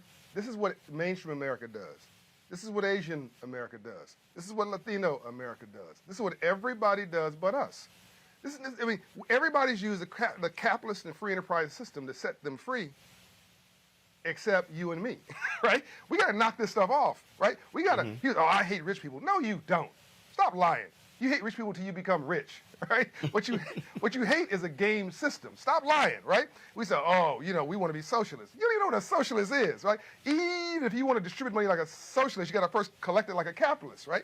So that's why we started 1 million black businesses with Shopify, $130 million commitment, create a million new black businesses in America. And Tommy Dortch is involved with that. A lot of these brothers are involved with that. We're commingling prosperity, commingling community involvement, commingling up from nothing. That's why we're launching financial literacy for all. Me and the CEO of Walmart launching that effort, get all the Fortune 500 companies involved. We got a platform, Roland. A whole new generation of priorities, of leadership, of efforts. You gave me this inspiration, and we need to give it to the indirect credit to the Reverend. Third Reconstruction. Third Reconstruction. Me and the Reverend mean something different by it. Reverend William Barber. William Barber, but much credit to him. The title I love. I mentioned this. He said, yeah, John, somebody's already doing that, so I'm giving proper credit. I stole his idea and moved it into economics. Yeah, well, I had been using Third Reconstruction. Then when I got his book, it was Third Reconstruction. I was like, good. I said, and then when you did yours, I was like, let's not come up with a different term. Hell, let's use the same term and start driving Third Reconstruction. So this is it. It's civil rights. It's social justice through an economic lens. It's a hand up, not a handout. It's teach you how to fish. You don't need to beg for a fish. Can I get an amen?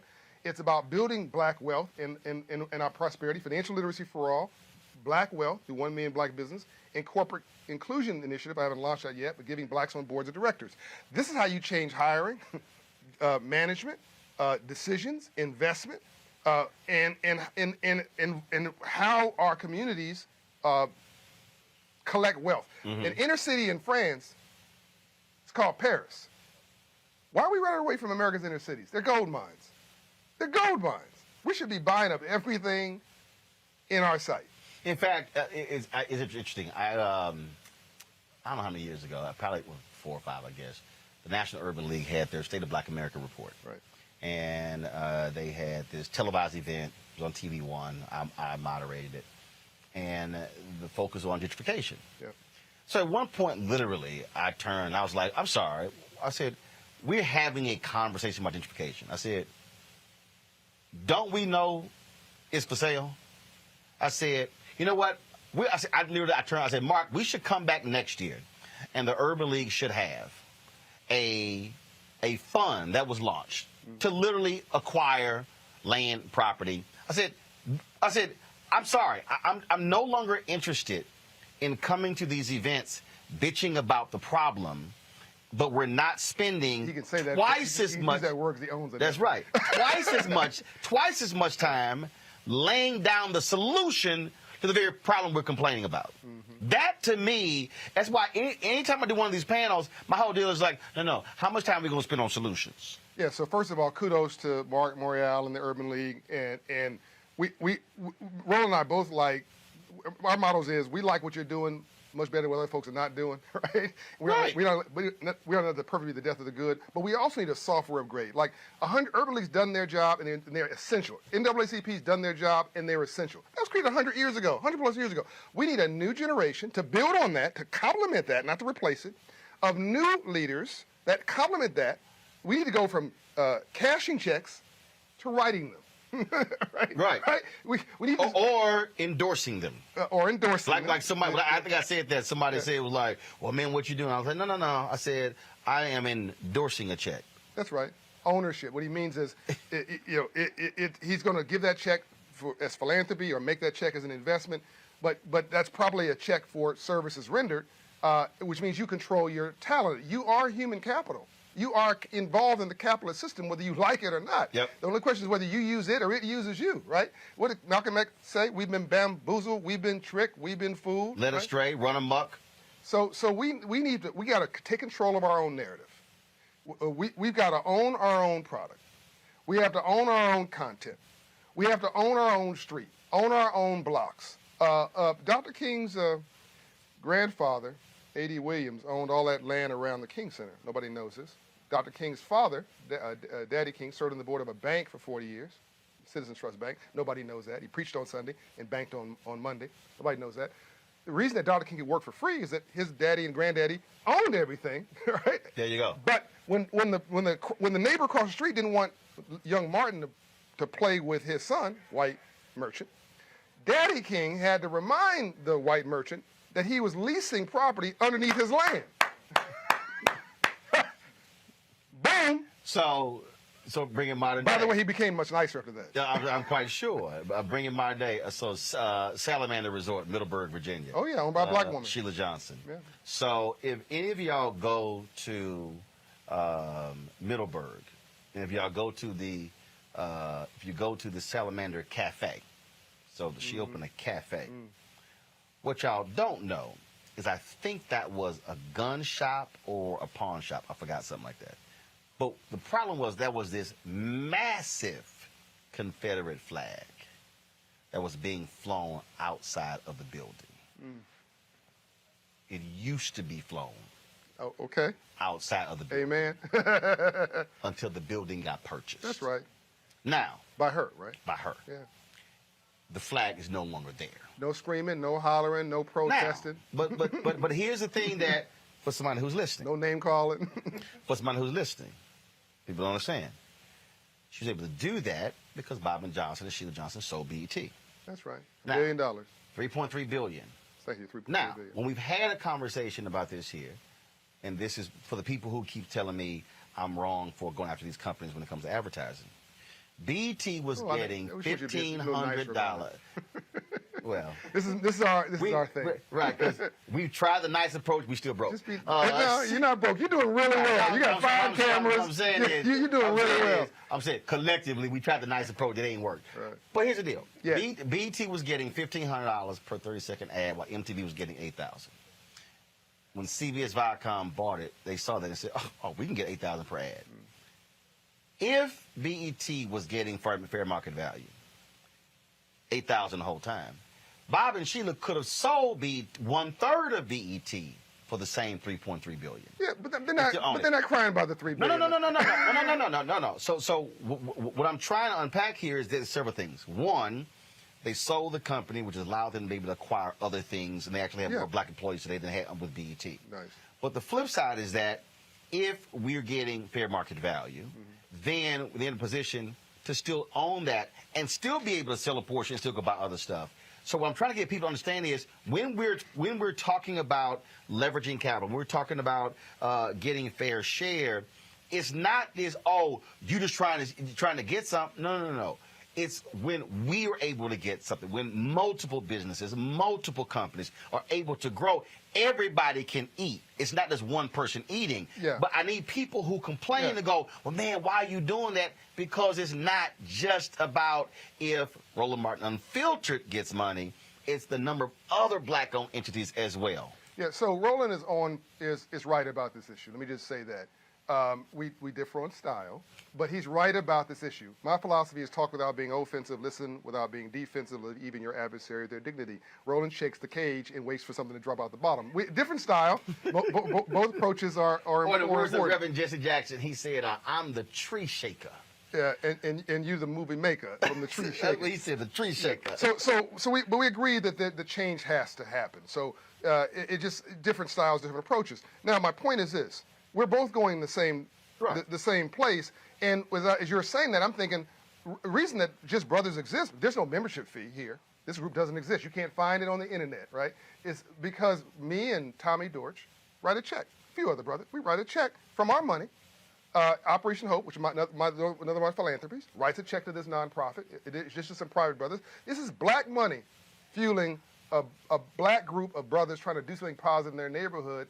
And we're sitting in Black Wealth, Dikembe's home right now, his home studio. Isn't that a beautiful thing? That's not a negative on anybody else. That's not a knock on anybody else. It's self-determination. The more I can grow my real estate company or Operation Hope or any other, the more I can do for everybody else. There you go. And so this is about getting off the.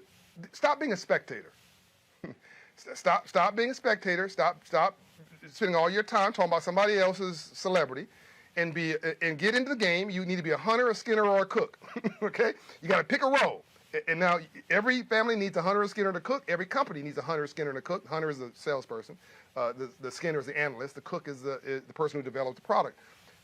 Figure out what your role is, and create a team, and then go get at one of these priorities for our self-reliance in this 10 year of the third Reconstruction, from the year 2020 to the year 2030. What happens in the next 10 years will set the course for the next 100 for our people and for the world. Don't sit around whining and complaining about how bad things are. Go do something about it. I'll also add... Right now, right now. I'll also add, in the last point before we go to break, it also don't... And this is the thing that really irks me, and it's always irked me since I was a kid. And that is, I'm not going to waste time going, man, look at that. This person over here just talking mess and got 3,000 folks watching right now. Roland, why you got 1,600? My whole deal is, I'm focused on the 16. I'm not going to focus. So people say, what's your cumulative views? I mean, if I'm 100 million, you must be 500 million. We did 330 million last year. Oh, see that he just had to rub it in. I'm 100 million total. No, I've done 300 million last year. So right, no, I'm the cumulative effect of this. Oh, no. We're at 500 million. Yes, we did 100 million. Yeah. We had 100 million our first year. I see your broadcast in my sleep. 330 million the second year. I can't turn on social media without seeing one of your broadcasts. There you go. But he owns it. Do you want to have 10% of something or 100% of nothing? But see, I'm trying to get us to stop whining, complaining about, well, man, it's like this person over here, they got 5 million followers. I'm like, that's great.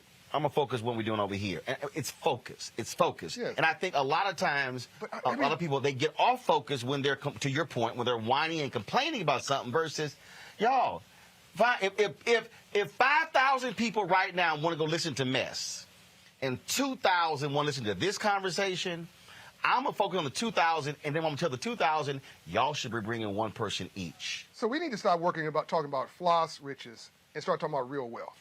Floss riches is enough money to pay your rent or your mortgage, pay your car note, and go on vacation once a year and buy you a suit. By the way, this is a black-owned company, even makes my suit. My landscaper is out in the lobby, Jamel Thomas. But just this sort of floss riches, which is what black folks tend to do, it's not real wealth.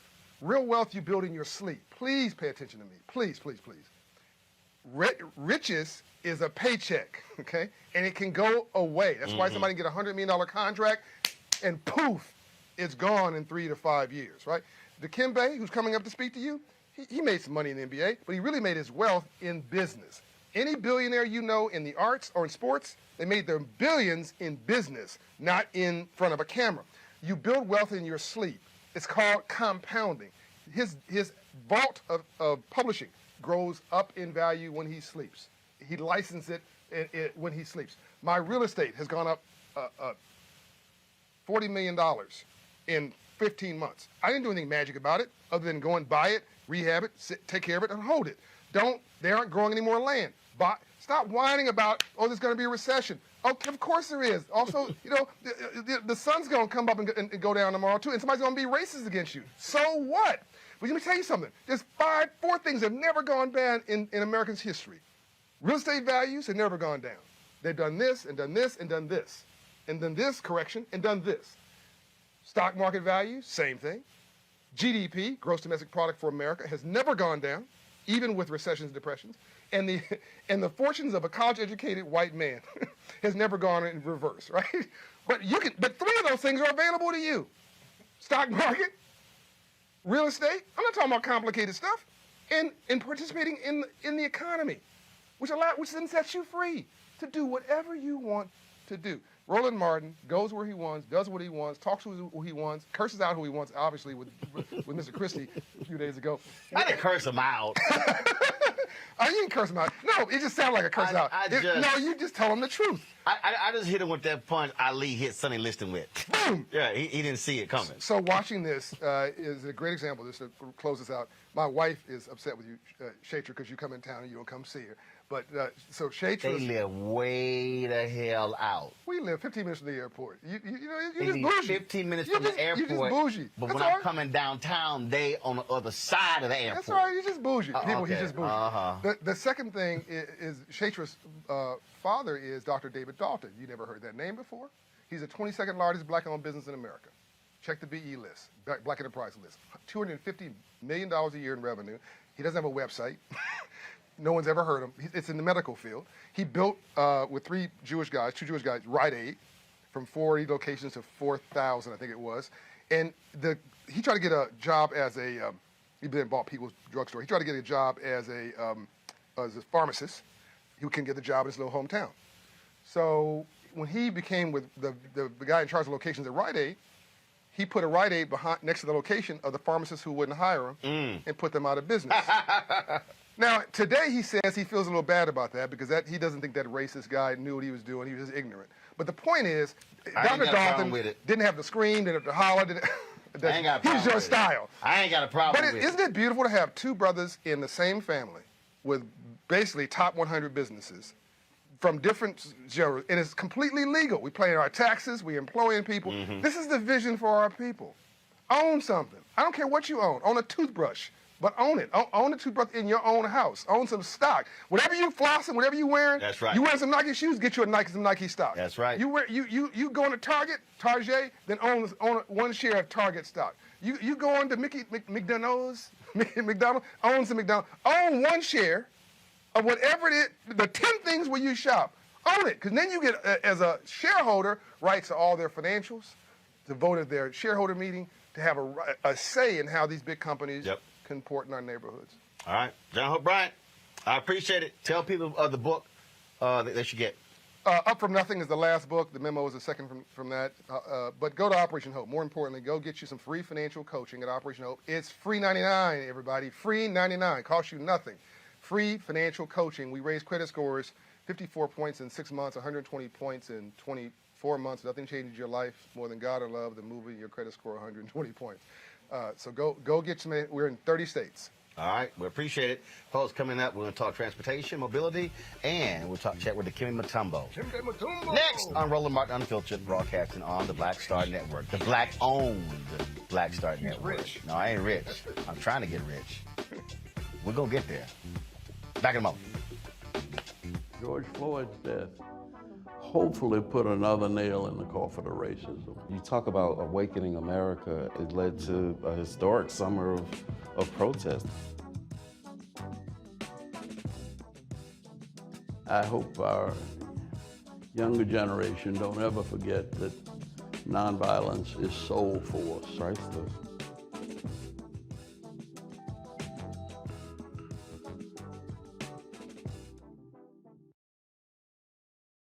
Before Till's murder, we saw struggle for civil rights as something grown-ups did. I feel that the generations before us have offered a lot of instruction.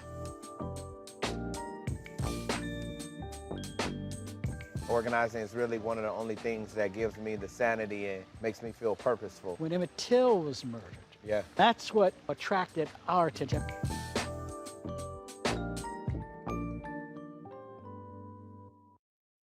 Hello, I'm Bishop T.D. Jakes. How y'all doing? It's your favorite funny girl, Amanda Seals. Hi, I'm Anthony Brown from Anthony Brown and Group Therapy. What up, Lana Well, and you are watching Roland Martin Unfiltered.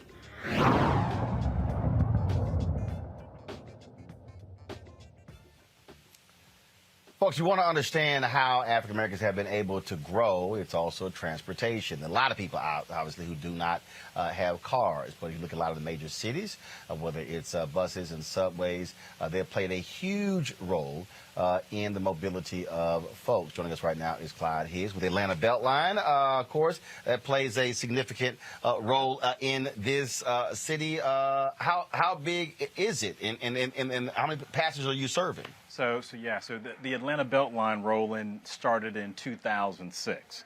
And this is an outgrowth of the city of Atlanta. So it's really interesting. So when people think about Atlanta, you think about all sorts of positive things. One of our challenges, if we're being honest, is the traffic, the challenges there. So what the BeltLine is trying to do is provide transportation options within the city of Atlanta. So that means a multi-use trail system, that means light rail. And so what we're trying to do is create these whole communities within the city of Atlanta where you don't necessarily have to get in a car to get to a grocery store, to get to a job, to get to housing, to get to amenities. We're trying to create these pockets around this 22-mile loop. Again, a trail, there will be light rail all around in the city of Atlanta. And see, what a lot of people don't realize is, if you read the history of Robert Moses, how highways were built, split up black neighborhoods. They also don't realize how in a lot of cities, there's a reason you don't have subway stops in certain areas, or where they do have public transportation, they don't extend out to suburban areas because they said, no, we don't want folks hopping on those trains coming out here for jobs. And so there has been racism in the public transportation business. That legacy, that is the wonderful piece. When I became CEO for Atlanta BeltLine, Inc., this is the part that really charges me up, because if we think about infrastructure and the history of it, you got to think about what infrastructure did. You're right, it actually separated communities. But what we're doing with the Atlanta BeltLine is we're flipping that, and we're actually going to connect 45 distinct neighborhoods within the city of Atlanta. That is unheard of. And so really excited about it. I know some people, when they hear the word transportation, they start to kind of glaze over, like, transportation. But it is, and again, I'm biased here, but it is perhaps the most exciting redevelopment project within the city of Atlanta, perhaps the entire Southeast. And just like we talk about city, county, school, we're talking about a significant budget that spends money, and who you spend money with matters. Absolutely. So one of the things that happened in March of this year is there was a special assessment that was passed to help complete the rest of the Beltline trail network. So roughly we're going to raise about $350 million.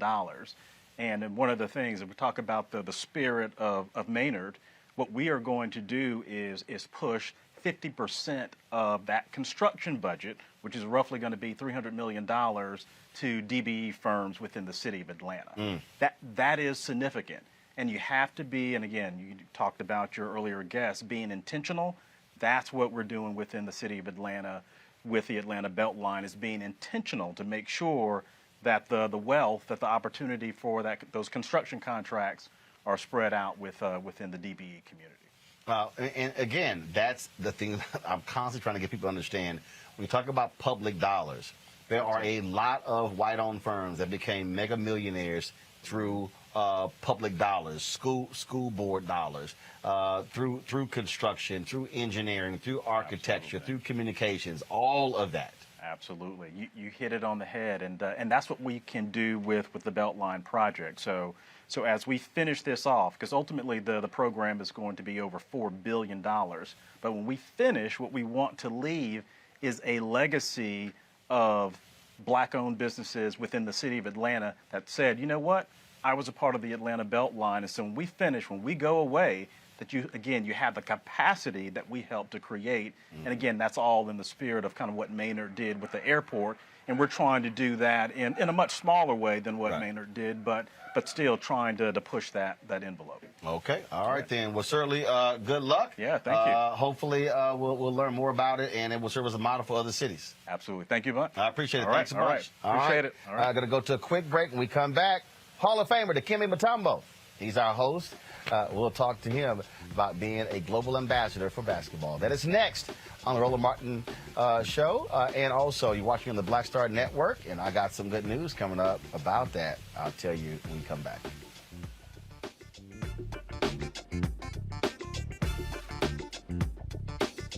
Before Till's murder, we saw struggle for civil rights as something grown-ups did. I feel that the generations before us have offered a lot of instruction. Organizing is really one of the only things that gives me the sanity and makes me feel purposeful. When Emmett Till was murdered, that's what attracted our attention.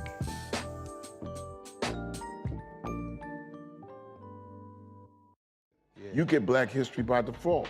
And so no other craft could carry as many words as rap music. I try to intertwine that and make that create whatever I'm supposed to send out to the universe. A rapper, for the longest period of time has gone through phases. I love the word. I hate what it's become, and to this generation, the way they visualize it. Its narrative kind of like has gotten away and spun away from, I guess, the ascension of Black people.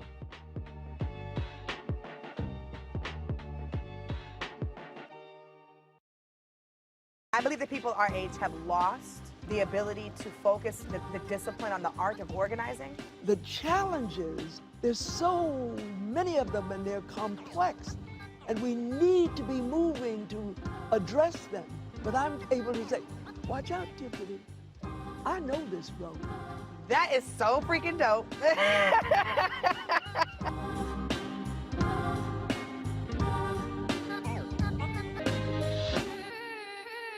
It ain't just about hurting black folk. Right. You got to deal with it. It's injustice. It's wrong.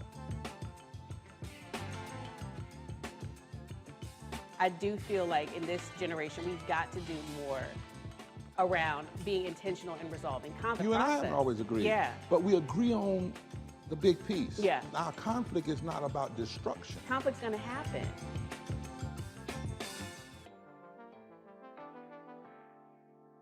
Hey everybody, it's your man Fred Hammond. Hi, my name is Brisha Webb, and you're watching Roland Martin Unfiltered. Ow. Well, I like a nice filter usually, but we can be unfiltered.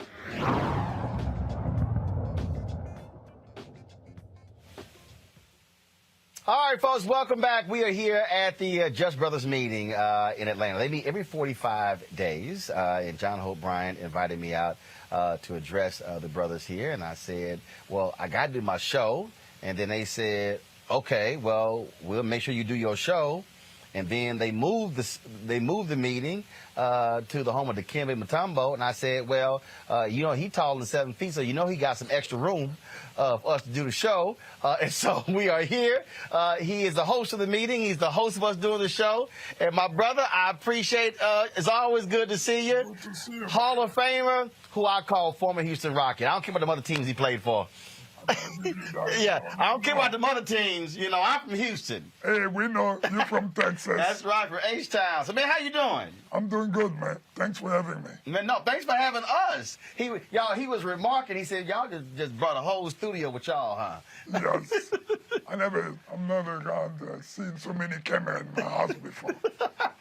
Yeah, well, you know, look, we had, you know, we got to look good because, you know, we sitting here, you know, we stream on, you know, I launched the app. And of course we got it going, and so we got to look right now. We got to look right. Yes, we're looking good. Yo, you always got to look good. Let's talk about what you're doing. You have your foundation, but you also are really doing some great stuff all around the globe as a global ambassador of basketball, especially in Africa. Yes, not long time ago we invested $1 billion to launch NBA Africa Basketball League. It went great. It was very successful. We have a great turnout. The game was watched almost over 200-some plus countries. So we are very happy with the step and the progress that we made. And I also launched Mutombo Coffee. Mutombo Coffee? Yes, you have to know that, Ron. Coffee is a $485 billion commodity trade. And when you look at that, there's no black man in the coffee business. There's no black woman in the coffee business. And all those trades happen with the people from a different ethnicity. So why not us? That's the question that we've been asked. Why not us? Why we cannot be on the table when you know that almost 75% of the coffee comes from Africa. Boom. And there's not an African man in the trading floor where the coffee price have been discussed. That has been my debate, and I'm so happy that I put my foot indeed to this game, and I want to be part of this game. I'm tired watching the game from outside. And that's the thing that I'm constantly talking about when we talk about these vast riches coming out of Africa. 7 of the 10 fastest growing economies are African nations. America talks about the role the Chinese are playing, but guess what? If the United States is not investing in these countries, somebody else will go. Yeah, absolutely. That's what is happening. The Chinese are controlling almost the entire mining trade right now with cobalt and copper and lithium. Our next electrical car, all the material that go there, it's coming from Africa, straight to China, then to the rest of the world. But there's no an African man who's there in the front to lead even one of the company. So I went out, raised about $1.7 billion with a couple group of investors, Now we're getting some mining Y'all went out concession. and raised $1.7 billion? Yes, and now we're getting also in the business in the Congo. So we have some mining allocated to us, and we're going to start working soon. You have to put your foot in the game, man. You cannot always buy a ticket, go sit in a seat, keep watching the game. Once in a while, you got to say, can I play this game? Well, and the thing that I never forget the joke that Chris Rock said. He said, let's be clear, he said, Shaq not rich. The guy who pays Shaq is rich. Yeah. And the thing, I tell this story all the time. We went to a Houston, Texas football game, and afterwards we were talking with the players and the coaches. And my little nephew, Chris, he probably was 3 at the time. He had a football, and he wanted Wade Phillips, who then defensive coordinator, to sign it. And so Wade goes, Chris, what position you want to play? I said, no. Chris has not been raised to play a position. Chris is being raised to own the team. And he sort of... That's good. Nice dream. He sort of stepped back. But again, that's the piece here. Everybody's not going to be born grow to 7 feet tall. Everybody won't be able to dribble a basketball. I'm always telling people, you can be in the NBA without playing. Definitely. A lot of them who never thought that me, Dikembe Mutombo, would have an opportunity to have a piece of ownership in more than 12 teams in Africa today. The league will grow to 30-some plus teams in the next couple of years. The evaluation. So you have an ownership stake in the league? In the league. No, in one club, in the league. All right, then. All right, my brother. So you didn't say that. You didn't add that part. You said, you didn't. Okay, all right, then. So, I play the game. So many guys will play the game and walk away from the game. That's right. But sometimes if the game good, you can stay in the game, but you're doing something that's different. And that's what I choose to do. How have you, being on the business side, I talked earlier about understanding the business of the business. How have you applied the discipline that was required to be a great basketball player to business? I use the platform with the gift of talent that God gave to me to play the game of basketball. Met so many wonderful people. And most of the people that I'm talking to them doing business are the people who came to the game. The people who sit in the court side. So many guys would go play the game, and because they're wearing the uniform, and when they finish wearing the uniform, they go straight to the door. They forgot who come, who pay you. That guy who sit on the court side. Have you tried to meet him? Have you tried to ask what his name? What his wife's name? What his kid's name? Those are the things that we need to learn how to do to build life after the game. Building relationships. It's all about relationship. I built the hospital through relationship. I'm building a $4.5 million school that is opening in 4 weeks, from kindergarten to 12th grade, through relationship that people have met through my game.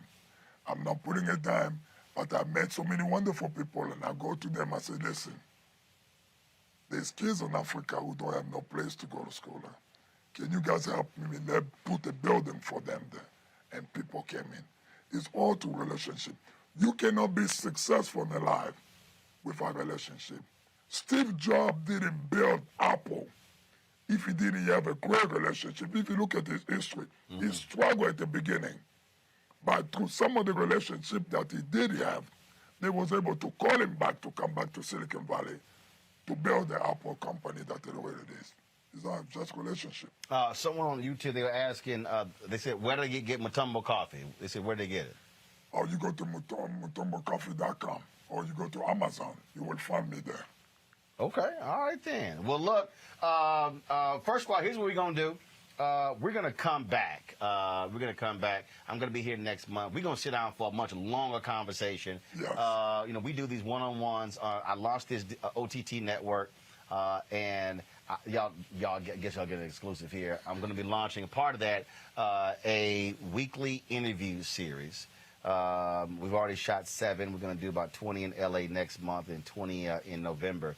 And that way, it's a one-on-one conversation. We can spend a whole hour going over this sort of stuff. because I know we got the brothers back here. I'm scheduled to speak in 2 minutes, and so I don't want them to be waiting because the Dikembe like, man, y'all need to get out of my house at 9 o'clock. But man, it's always good to see you. Tell the wife I said hello. I will make sure. And we're gonna sit down and we're gonna have that longer conversation because folks will really get some great stuff out of this. Thank you. I appreciate it. Appreciate Thank you. it, sir. Thank you for Appreciate having it. me. Folks, that is it for us. Before we go, guess what? We have hit 10,000 downloads on Black Star Network. And so we appreciate all of you who have downloaded the app already. Of course, we launched it September 4th. And so we hit that in 10 days. And so now let's hit 20,000 downloads. If you have not downloaded, go to Apple TV, Roku TV, Amazon TV, Amazon Fire Stick, of course, Samsung TV, Xbox. On all the platforms, you can download it to your Apple phone or your Android phone as well. Again, this is a network that we're building. We're going to have multiple shows. I just told y'all, I broke the news there. I'm going to have solely a one-on-one interview series that's going to be on. I've already interviewed Jack Kay, interviewed Glenn Turman, Bill Duke, Jeffrey Osborne, Richard Lawson, Michael Collier, and I'm missing somebody. No, I haven't done you yet, but I've done those other. They're in the can. So we're going to do these. So we got some great stuff. And so please, we want y'all to also support Roland Martin Unfiltered. Trust me, the dollars that you give, I'm trying to explain to y'all. We've got 2 crew members who are here in Atlanta. When we come places, we hire local talent. When we went to Atlanta, we hire African Americans in L.A. When we were in Atlanta, we did it when we were in Tuskegee, Alabama, when we were in Houston. And so when you support us, you're supporting black businesses as well. And so please join our Bring the Funk fan club. Our goal is to get 20,000 of our fans giving at least $50 a year, $4.19 a month, 13 cents a day. You can give Cash App, $RM Unfiltered. PayPal.me is /R Martin Unfiltered. Venmo.com is /RM Unfiltered. Zelle is Roland at RolandSMartin.com. Roland at RolandMartinUnfiltered.com. We've had people give us as much, little as $1. We've had people give us as much as $30,000. We don't put a number on it. It's also why the app is free, because we want to expose as many people as possible to this great content. So your contributions really, really make that possible. Folks, I appreciate all of y'all watching us. Share this video. Amazing content you're not going to get anywhere else. I'm telling you, there's no other platform that can give you these kind of experts in 2 hours. And so please share it. Follow us on YouTube. We're about 1,500 away from having 800,000 subscribers on YouTube. And let's now hit 20,000 downloads. We want to be at 50,000 downloads of Black Star Network by December. And so tell a friend. Let's make it happen. Folks, I'll see you tomorrow. I'm back in studio, and I'll see you tomorrow. Y'all know how we always end the show.